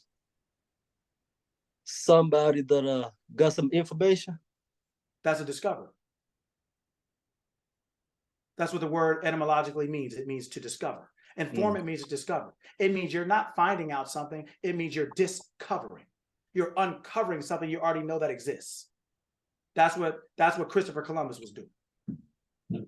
He was talking about things he already knew existed. That's why he wanted to go back. That's why he could go back to the king and queen of Spain and say, give me some bread so I can go over here and fly these boats, these yachts over here, right? And go back over here, because he knew where he was going. He wasn't guessing. That's what the word discover, that's where that word comes from. It comes from the word informant. I'm sorry, informant comes from the word discover. It means to discover, to already talk about something or show something you know to be true. So the word invenio, Latin means, it doesn't mean, the word invent doesn't mean to create. It means to stumble upon. It means, so when you're in a dark room and you walk in, you're like, oh shoot, I tripped over this thing because I didn't know it was there. It was already there. You just didn't know it. The light of your room wasn't on. The light of your consciousness wasn't on. So when you have an invention, it means the light of your consciousness came on to show you something that already existed. You didn't create the thing. You just realized it was already there. So when I tell you you can't develop yourself, it's not because you're not creating anything. It's already there. But when you turn the light of your consciousness on, you realize what's there. You discovered. Coach Lucky. Yes. Did you say the word invention or adventure? Invention. Okay. My apologies. Gotcha. Yeah, no worries. No, thank you for asking. Invention. People think that word generally connotatively means they use it to create. Oh, I made something up. That's not what the word means etymologically, originally. The original definition, the true definition. It's always the true definition. It doesn't matter connotatively how people use it, because everybody uses it to mean to create. That's not what the word means. It means to stumble upon. It means something already existed, but the light of your mind was too dark to see it. And so you fell over it. But then when the light came on, you're like, oh, shoot, this has been here the whole time. It was, at least it was here before I got here, right? That's why I say you're not developing anything. There is no such thing as self-development. People selling you all kinds of stuff you can't even be. You can't even do. You already are perfect. You already have it together. You just don't know it. Your light is dark. That's what learning how to think is about turning the light of your consciousness and of your awareness on, to look around and realize, shoot, it's already here. My success is already here. My wealth is already here. But my light, my consciousness is too dark. I keep thinking it's someone else. It's somewhere else. I keep thinking my identity is too, I can't see. My identity is too immature. I can't see over the counter. My awareness is too immature. I can't see. Right? And so what we're trying to do is grow ourselves up in mind to a level of maturity where we can see over the counter, where we can see in life and say, oh, shoot, this has been here the whole time. And then once you realize that, you know what you start doing after that? What do you start doing after that? What happens then? You start looking. Start looking all the time. You start looking all the time. You're like, wait a minute, before I start running, hold on, wait a minute, so that is my, right? So when I talk about every week, right? When I talk about it, I'm not talking about it generally the same way most people do, because most people don't understand it that way. So when I talk about meditation, I'm not talking about it the commercialized way like everybody else is doing it. Put on some kind of outfit and go into some kind of studio, or thinking you got to do this or do that, or go somewhere, or you got to wear a certain outfit, or you got to be from this person or this place, or you got to comb your hair a certain way, you got to face a certain way into the light, you got to, like I told you a week ago or 2 weeks ago, you could be in your Cadillac with the heater on, the air conditioner on, because everywhere you go is holy. Everywhere you go, because you are the holy, you are it. I'm trying to get you guys to understand that you are the person you're looking for. You are the answer you're looking for. I'm trying to get you to understand that within you is all the hills that you look up to win. That you are that dude. You are that girl. You are her. You are him. That's you. right? That's what I want you to understand. So when I talk about meditation, what I'm saying to you is to slow down and go inward to turn your light on. When you open the door to go to your closet, if you want to see, turn your light on. Everybody's glorifying grinding, hard work, being a good person, donating to charity, doing all this other stuff, and you ain't got nothing. You're not in your right mind, your right health. You ain't in your right dang near anything. You don't even know yourself. What the hell you think you giving? Everybody has convinced you, me, us, that everyone else comes first. How's that work? Where they do that? How's that work? Put your own mask on first. Put your own mask on first. And so when we're talking about meditation, what I'm simply saying is slow down and just get quiet for a couple minutes. It ain't got to be all deep, but because you're only talking to you. But what I'm trying to get us to do is the people that we think we are. I'm trying to get the people that we think we are to talk to who we really are. That's what meditation is. It's to sit, just to turn around and stop looking at everybody else. It's to mind your own business. Anybody ever done that? Anybody ever heard of that? Don't you tell everybody to mind your own business? Get out your business. Why are you in my business? Why are you telling everybody my business? Right? Yeah, in meditation, I'm telling you to mind your own business. I'm telling you to stop running out and make a U-turn and come back and start talking to yourself. Start raising your hand. Start realizing, man, have I got the power to raise my hand? Doesn't that make you think something? Damn, I never even would have thought about it. I did that easy. It didn't take no, well, I can do that with my leg. So now you do that with your whole body. Then you start saying, well, what else can I do that with? But how did you do it? That's why I want you guys to understand it wasn't that deep. It was just a thought. It was a thought you thought so fast you didn't realize you thought it. And it was with such clarity and expectation, you didn't even realize how you thought it. You didn't even know. It was just so. It was let there be light, and it was so. Raise my hand, it's so. Raise my leg, it's so. Blink my eyes, it's so. Okay. Well, what else can I do? What else can I do outside of my body now? Because my body is the first thing outside of me. Your body's not you either. So if you can raise your hand, you can raise your money. Neither one of them are yours. And people don't think they control over that. Well, I just couldn't help myself. So people think they can't help their body. That ain't true. Well, then people think they can't help their money. That ain't true either. So when I say I'm talking about money, I'm talking about health, I'm talking about wealth, I'm talking about your business, I'm talking about how to be an entrepreneur, I'm talking about the thing. It starts with all those things. It starts with you. If you can raise your hand, you can raise your money, you can raise your health, you can raise your business, you can raise your relationship, you can raise any and everything the same way you raised your hand. And if you can start with your hand and start trying to apply that same thing now, like you did with your body, because that's the first thing outside of you is your body. It's not you. So if you can do that with something outside of you, you've proven that you're doing it with your body every day. So now the next thing outside of you is maybe your business or your relationship or whatever else it is. But if you can control one thing outside of you, you got to be able to control something else, especially as it relates to you. You're not trying to control the world. The world is a collection of everybody else's desires and things like that. Right? Your world is what you can control. And if you control your world, you won't worry about the world. You won't worry about it because you're in control of your thoughts, feelings, and beliefs. Right? And so once you understand that, you will have a better understanding of meditation, which is just being quiet a little bit, turning around and talking to your I. Meditation is in the middle, just like your left brain and your right brain. There's something in the middle that divides them. You have to get your, you know what? I'm going to do it because I'm here to tell the truth. So you want to hear it? Here it go. Yeah, I know. I know. Oh, it's coming. Yeah, no, it's coming, y'all. I was trying to avoid it, but you know what? If I'm sweating up here, mad, too bad for you. No, yeah, 13. Well, look, do not. All right, here we go. Watch this. You have your left brain and your right brain. I'll talk about meditation, right? Turning around to yourself. You know how people say, that you use, how much, somebody hurry up because we ain't got that much time. How much of our brain do we use? Do they say we use?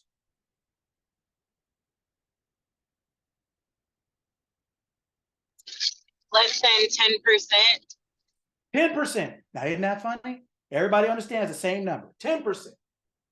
Well, if there's a left brain and there's a right brain, what are the percentages then? Which part is it talking about? That's 10%.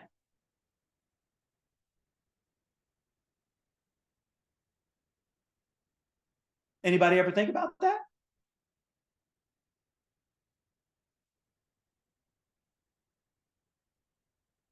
Anybody? Bueller? Anyone? Bueller is not here today. I mean, I don't know who's left, right? Everybody exit the building. I said, what part is 10%? Everybody was like, I don't think we know the answer. right? Right. That's, yeah, but just because you don't know the answer doesn't mean, yeah, that's, so what? How do you learn? Ask some questions. Guess, shout, yell, do something. Which part? Is it 5 and 5? Is it 10? Which? Take a guess. I feel like it's different for each person because some people, you know, are left-handed and they use more of their right brain, and some people are right-handed and they use more of their left brain, or, you know, I don't know. I think it depends on the individual. Okay, there you go. Anybody else?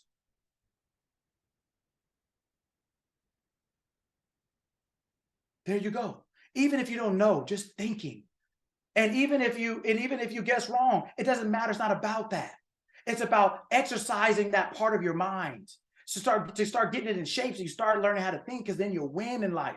It's not just what you think, because most people know what to think, but they don't even know how to think. So they don't even know what they're thinking is wrong 99% of the time. They don't even know they're insane. They're not thinking properly. So I'm gonna give you the answer real quick, and I ain't got time for anybody's. It's too bad. Here's the answer. 10%. When I talk about meditating, I'm talking about, I said meditation is in the middle, the persona, the people that we think we are, and then I is on the top. So there's a barrier between that, right? Well, I'm just doing it now vertically. This is your left side of the brain. This is your right side. Now, when we're talking about 10% of the brain, I want you to understand, we're not talking people. I give you examples physically, so because I want you to understand the physical example, because I'm always bringing it back to here. Because the physical doesn't mean anything, because the physical is creative, it's not expressive. It doesn't do anything. It only expresses what you did. And where you do it is here. Where you do it is not seen. Where it's done is seen. The outcome is seen. The creation is not. When a woman's pregnant, anybody see it? Anybody in it like, oh yeah, man, I think he yeah, man. Yeah, I think that's his leg moving, coming out. Nobody doing that. You can't see it, right? So to speak. So what I'm saying to you is, so do this quickly. The left, I'm not talking about the physical.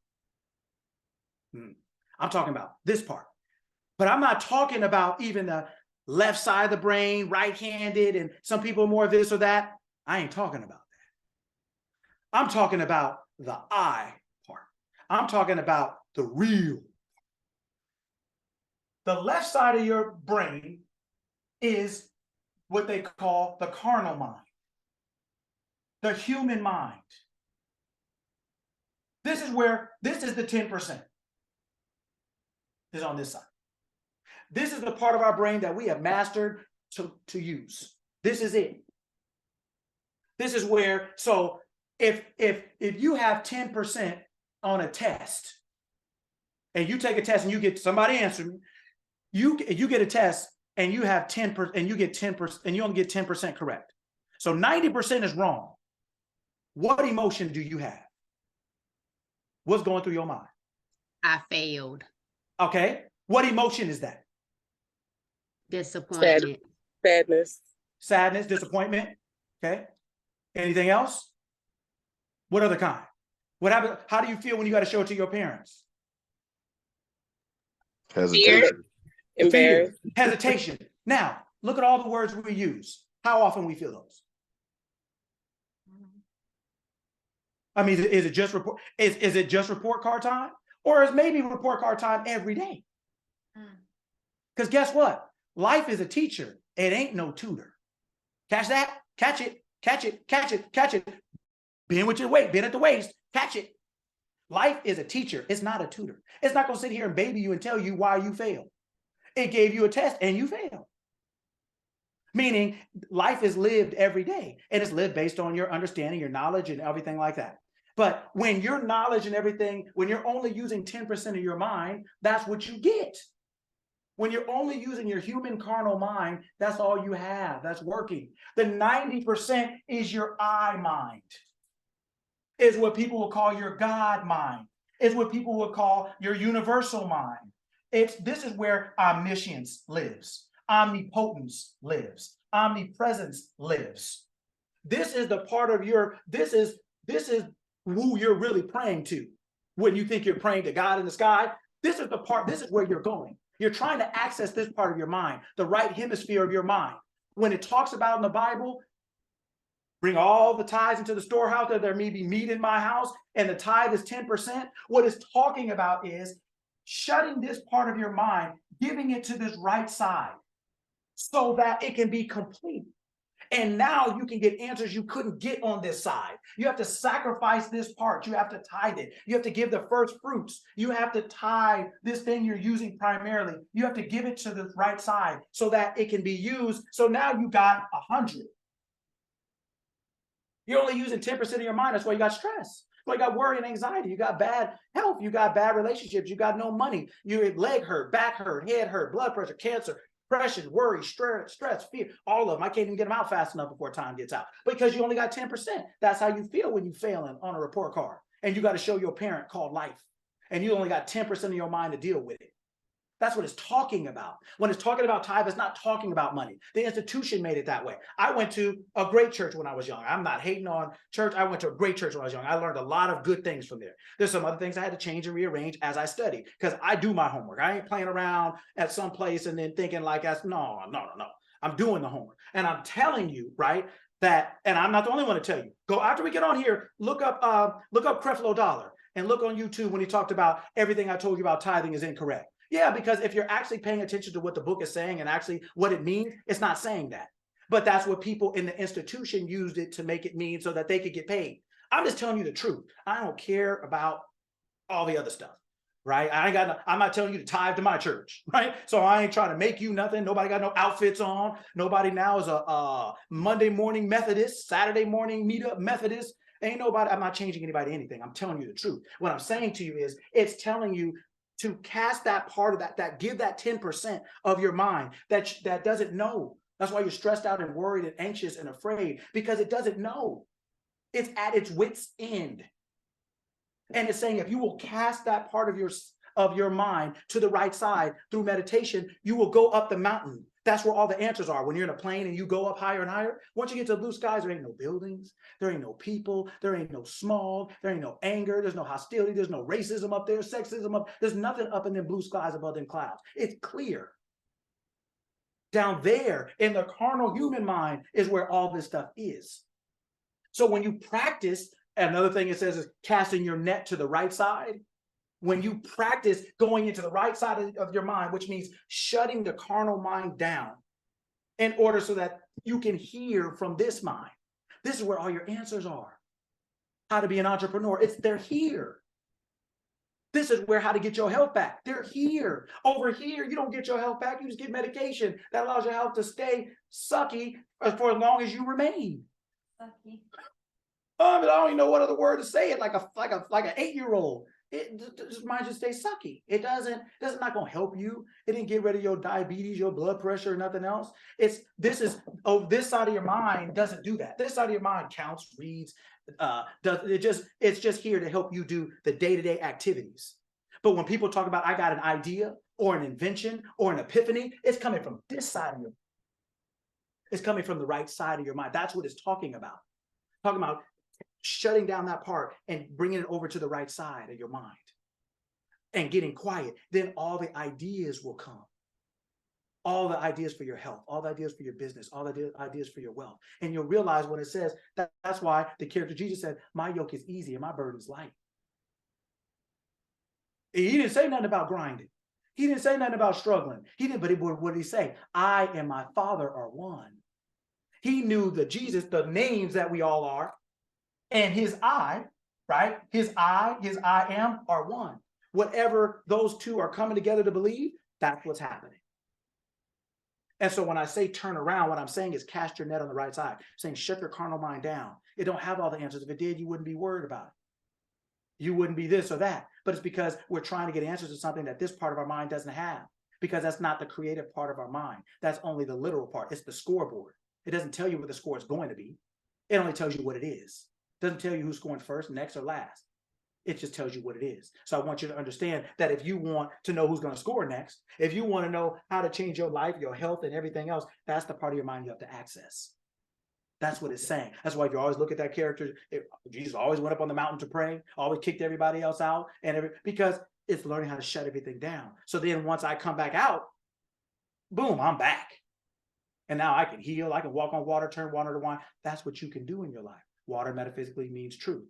Turning water into wine means turning truth into experience. Right? So, you know, I didn't talk everybody's head off and everything like that, but I want you to know that when you come here, we ain't just talking about positive thinking. We ain't here just trying to feel better about feeling bad. We ain't here. We are talking about money. We are talking about health. We are talking about wealth. We are talking about your success. We are talking about your joy and your peace. We're talking about yours. So we're talking about you. And you have to understand that you are the answer you're looking for. You are your health. You are your peace. You are your joy. And that ain't something just to make you feel good. That's something for you to be aware of so that you start applying it. You start raising your hand. You start talking to your body and your life like you do your hand. You don't even realize you did it. Just such a level of authority. It's so clear. You're like, man, here you go. And you up again. Here you go. You're like, man, and you start expanding that into other things. You start turning the light of your mind on to everything. Right? To everything. So, all right. You know, time always goes so fast. If there aren't any questions and stuff, you know, I'll let you guys, you know, get off. I do pop up on IG, as you guys say it. I ain't really all into it. The gram, yeah, I'll be on there, popping up here and there like the Easter Bunny, dropping some eggs. Some of y'all better make sure you start, you know, because I'll be out there dropping them, no looks and everything. I'd be just in and out with my stain. You know what I'm saying? But you know, I pop up on there, you know, and if you're ever on there when I'm on, you know, feel free to jump on. Otherwise, I leave them so you guys can hear. Shoot, I don't know what else. So if you guys want to register for next week, you guys can register to our subscribe to our list at I put the link in the chat, the mental.academy. And that way you guys will get the emails. Working on trying to figure out how to get some maybe text alerts, because I know people have been wanting those. I kind of try to do some manually, but I don't have everyone's number. The Instagram is at Lucky Mental Academy. Let me double check. And yeah, so we have that. 17 classes start today. And yeah, just it's always a pleasure to talk to you guys. If you know, if you have any questions, you know, always feel free to reach out. You have anything else you want to do? I'm gonna put the Instagram in the chat. Okay. All right. And if anybody wants any help, if anybody wants any coaching, reach out. Consultations, you reach out.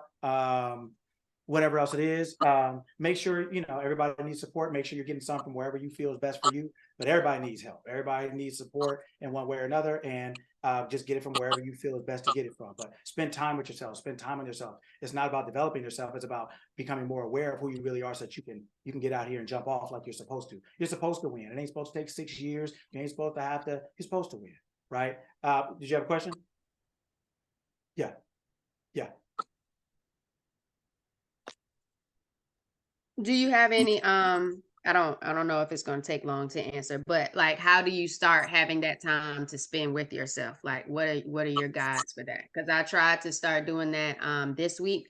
We got a little Zen room on the second floor with little seats you can lay back. I've been trying to do like the stillness. I've been trying to just like be quiet and listen. I've been trying to identify, okay, what makes me me? What do I like? What I'm interested in? How can I provide value to people? Like, what does it look like when you're trying to really get to know yourself within? Like, what are the steps to, I guess, start with when you're trying to figure out who you are on the inside, to understand how you're powering your being or your name?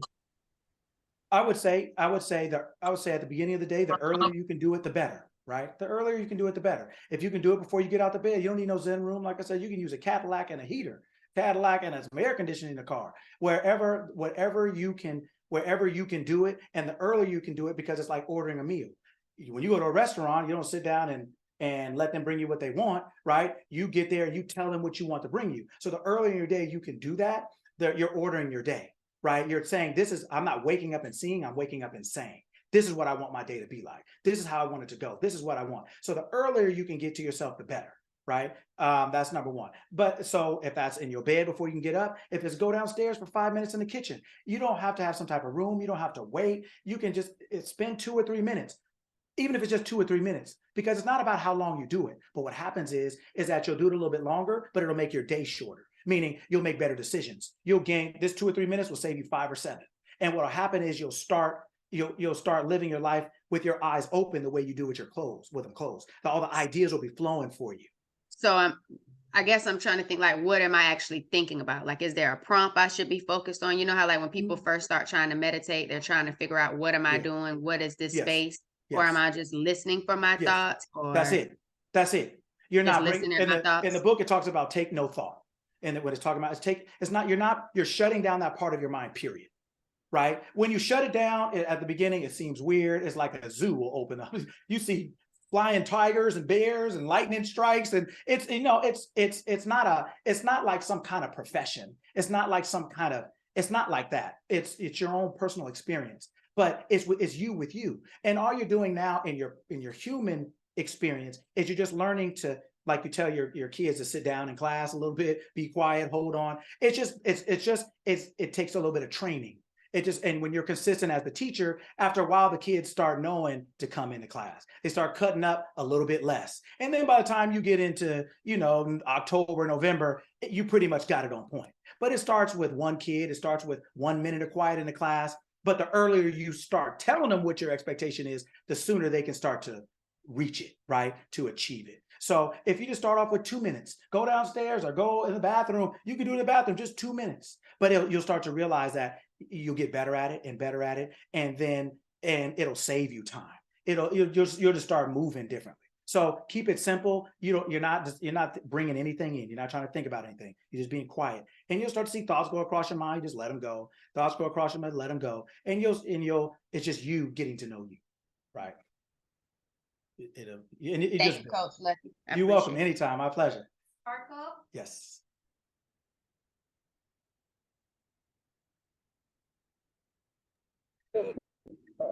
Thank you, Beryl. Thank you so much. Good morning, Coach Lucky. Good morning. This is my first day with y'all, and I'm impressed. I'm very impressed. I have been guilty of toxic positivity at some point in my life as a mask, because the other side of that was just being toxic, and I was damaging my own future and damaging, those around me that I loved by being so sad and depressed.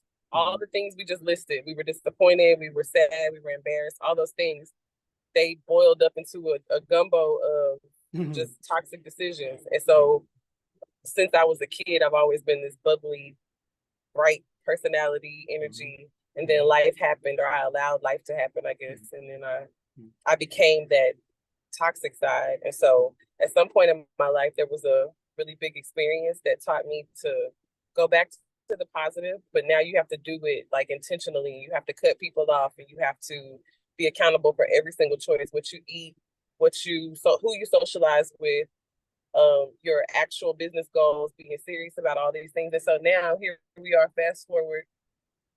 I would have to think to count the years of how many years it's been, but this has been a blessing today. I was in a meeting, which is why I came later, but I'm just blessed by Vero. She sent me this link just out of the blue, and I just decided to pop in when she said mindset. I just decided to pop in and see what was going on. And my morning meetup family is just, all of y'all are connected with the right people.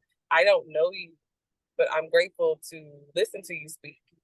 I'm grateful to receive the knowledge that you're giving, because I'm already on that path, but I still need more.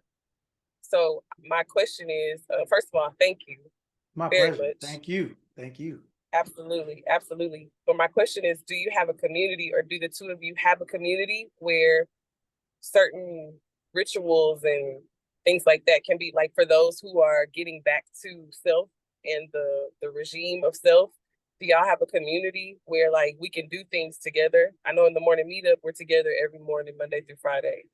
Is there like a community where we show up for ourselves and we show up for each other and we do these activities together so that we're accountable? Because I know for me, everybody that's close to me, they give me the same feedback. Like, we're waiting on you.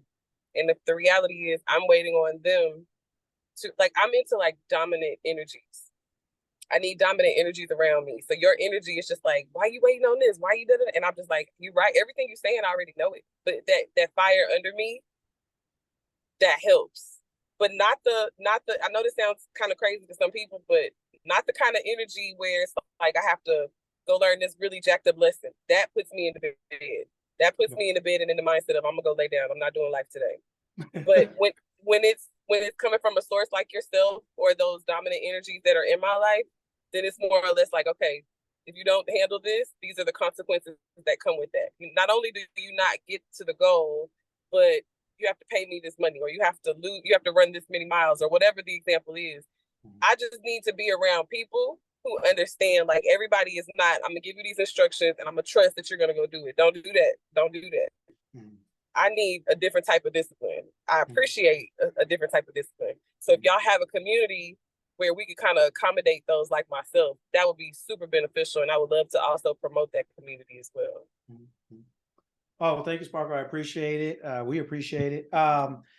So to answer your question directly, immediately, no. Probably because of the nature of the way this call first started. We never really, this was started off like my brother and I having a conversation, and he was like, hey, look, some other people may want to hear what you're saying. And that was like in February, and now it's May. It's now May. That's right. So I never even really planned on being here besides like 1 or 2 days, but it was easy for me to do because this is what I've been doing. You know, Veronica's wanted this whole social media. This is her whole vision. This is her whole vision, right? I've been doing this, you know, just behind the scenes with people for years and stuff like that. So I have, you know, that's why I put out maybe a couple of weeks ago, I put out a coaching class, like the business of being you. I put out a parenting class, the parenting the verb. I put out another class called concepts, because it was something I was like, okay, well, I'm already doing this with other people. Let me put out a couple things that maybe people in this community would like to, because I'm always doing these classes, but I just haven't brought it here because that was never really my original intent. But as it's grown and people have hit us up and say, hey, can you do this or talk about this or whatever, that's why I started introducing the classes. Now so the first part is I have classes for things like that, but that's one. 2, I don't have a community, or we don't have a community yet, but I think as it's grown and stuff like that, to your point, it's something that we're probably going to need to start putting together. And it's just a matter of finding, you know, what the time for me personally, but also the time that, you know, I want as many people to get on as possible. I know that's not possible, but I want people to get on. So to your point, yes, I think that is something we will start doing. I'll have to talk to her and see, because she's the mastermind behind getting it all together. But yeah, I do think that's important. I think I try to do that a little bit, but it's not the same. But opening up at 6:30 so people can kind of start talking to each other and co-mingling and whatever else it is. But to your point specifically, I do think that maybe we can start having something like you said, the morning meetup, because I was just in Atlanta with her last week, and it was awesome out there meeting so many of you guys. And oh, I did meet you. I do remember meeting you now. You were with Vero. Did you go to the bowling alley as well? Yes. I did meet you. I had the stones on my face. Oh, okay. Yeah. I was wearing the stones on my face. Yeah, that's awesome. I do remember meeting you. I didn't know you from the family of the morning meetup, but I do remember meeting you. This was all divine, and Ray is here, so I know it's even more divine. And like this is perfect. So I'm going to connect with you. My name is Sparkle Bailey. I'm going to connect with you. I am the femininity fairy. I teach my overly aggressive sisters how to turn down the aggression and allow themselves to walk in their divine softness. There's value in your softness. Okay. And so that is my gift to society. Okay. That is my gift. That is my gift to society. And I love what I do. I can't wait to meet you again and work with you and connect with you. But the biggest thing is promoting what you're doing, because this is healthy. Thank you. This is Thank you so much. I appreciate it. Thank you. Thank you. So yeah, well, there's a lot of things like that that we'll have to start implementing. So, because that's the point, is for everybody to get help and to help each other, for everybody to speak and have a chance to learn from each other. So absolutely. Absolutely. Ray?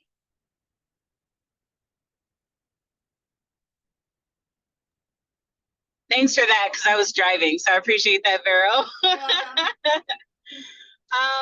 Coach Lucky, listen, I absolutely love your Saturday sessions. I'm so glad that your brother was like, yo, record this. I'm so glad that you continue to do this.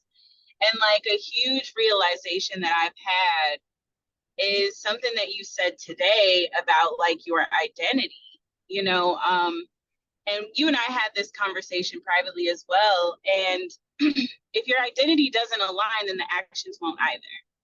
Yes, ma'am. And so, yeah. And so that there's just like been a huge connection. I feel like, for example, when we were talking in Atlanta, I was telling you how like my focus has been, let me go on a 30-minute walk every single day, right? There was one day that I missed it before the morning meetup. And that was because we were traveling. But before the end of the day, I still went, because now it's a standard, right? Yes. Now it's a standard. So even if it wasn't at the time, it's still getting done because it needs to get done today, right? But in doing that, I've noticed that I have pushed certain other parts of my routine aside in order to make that a priority. And so when you said about the identity, and I apologize if it's getting loud, it's raining, but when you said about the identity, I think like somewhere in my identity, there was only a capacity for one or two of the things, because that's what I told myself for years. I've been like, the 3 things I want to do every single day is read, meditate, and work out every day. Like that needs to be the standard. But for the last 3 years, I'll get 2 out of the 3 or 1 out of the 3 consistently, but not all 3. So that was the light bulb that went off for me today. And I'm like, nah, we doing all 3. I could raise my hand whenever I want to raise my hand. So that's what we're doing. There you go. So appreciate you for that. And then also I wanted to, Giovanni, did I say your name right, love? Okay, awesome. I wanted to comment on your question regarding the meditation. If you're the type of person whose mind is consistently running and moving and you don't know how to slow it down, the best way that I have found is focus on your breath. You can do a box breath, like in for 4 counts, hold for 4 counts, exhale for 4 counts, hold for 4 counts, right? And when you do that, what it does is it relaxes your paranervous system, your parasympathetic nervous system, and it also relaxes your mind and your physical body. So that will allow you to get into a space to where your brain isn't so moving. So yeah, I just wanted to say that. Thank you, Coach Lucky. You're amazing. Oh man, thank you all. Thank you all. And that's perfect. I'm glad you did that, Ray, because I want people to do that. I don't claim to know everything. I'll tell you what I do know, but that's why I appreciate everybody here, because people like Ray, who are super advanced in that area, especially, can really do that. So Ray, I'm glad that you heard, and I'm glad that you spoke to her so that she can get even better information or more information. And also so that you guys can all reach out to each other. And I want everyone to be able to reach out to each other. This is not like just me and you, right? This is us. And so I want all of us to be able to reach out and share each other's wisdom, skill, and resources. So, thank you all for coming. But yes, we will be figuring out some other things we can put together to, build this and grow this, so that everybody has a place that they can come and work on their game so that they can apply it, right, when they walk away, right, the rest of the week. Go for it. Yeah, so yeah, that's something definitely that we're gonna brainstorm about, and just make sure you guys, the best way to stay in communication is to subscribe to the email list. I guess check your spam mail too, right? Because it may go in your spam. And I'm gonna work on getting some like maybe text alerts, but then we're gonna probably start looking into charging, because all these things cost. So that's just something I'm throwing out there because it costs to do this. So just letting you guys know, but we're grateful. We're grateful because, you know, this kind of didn't start the way we are now. So how much it's grown, it's incredible, and it lets us know, and it gives us that feedback that this is something the community wants and can use. So we're grateful. Thank you so much, guys. Have a wonderful, wonderful weekend. We'll see you guys next week. Adios. Adios.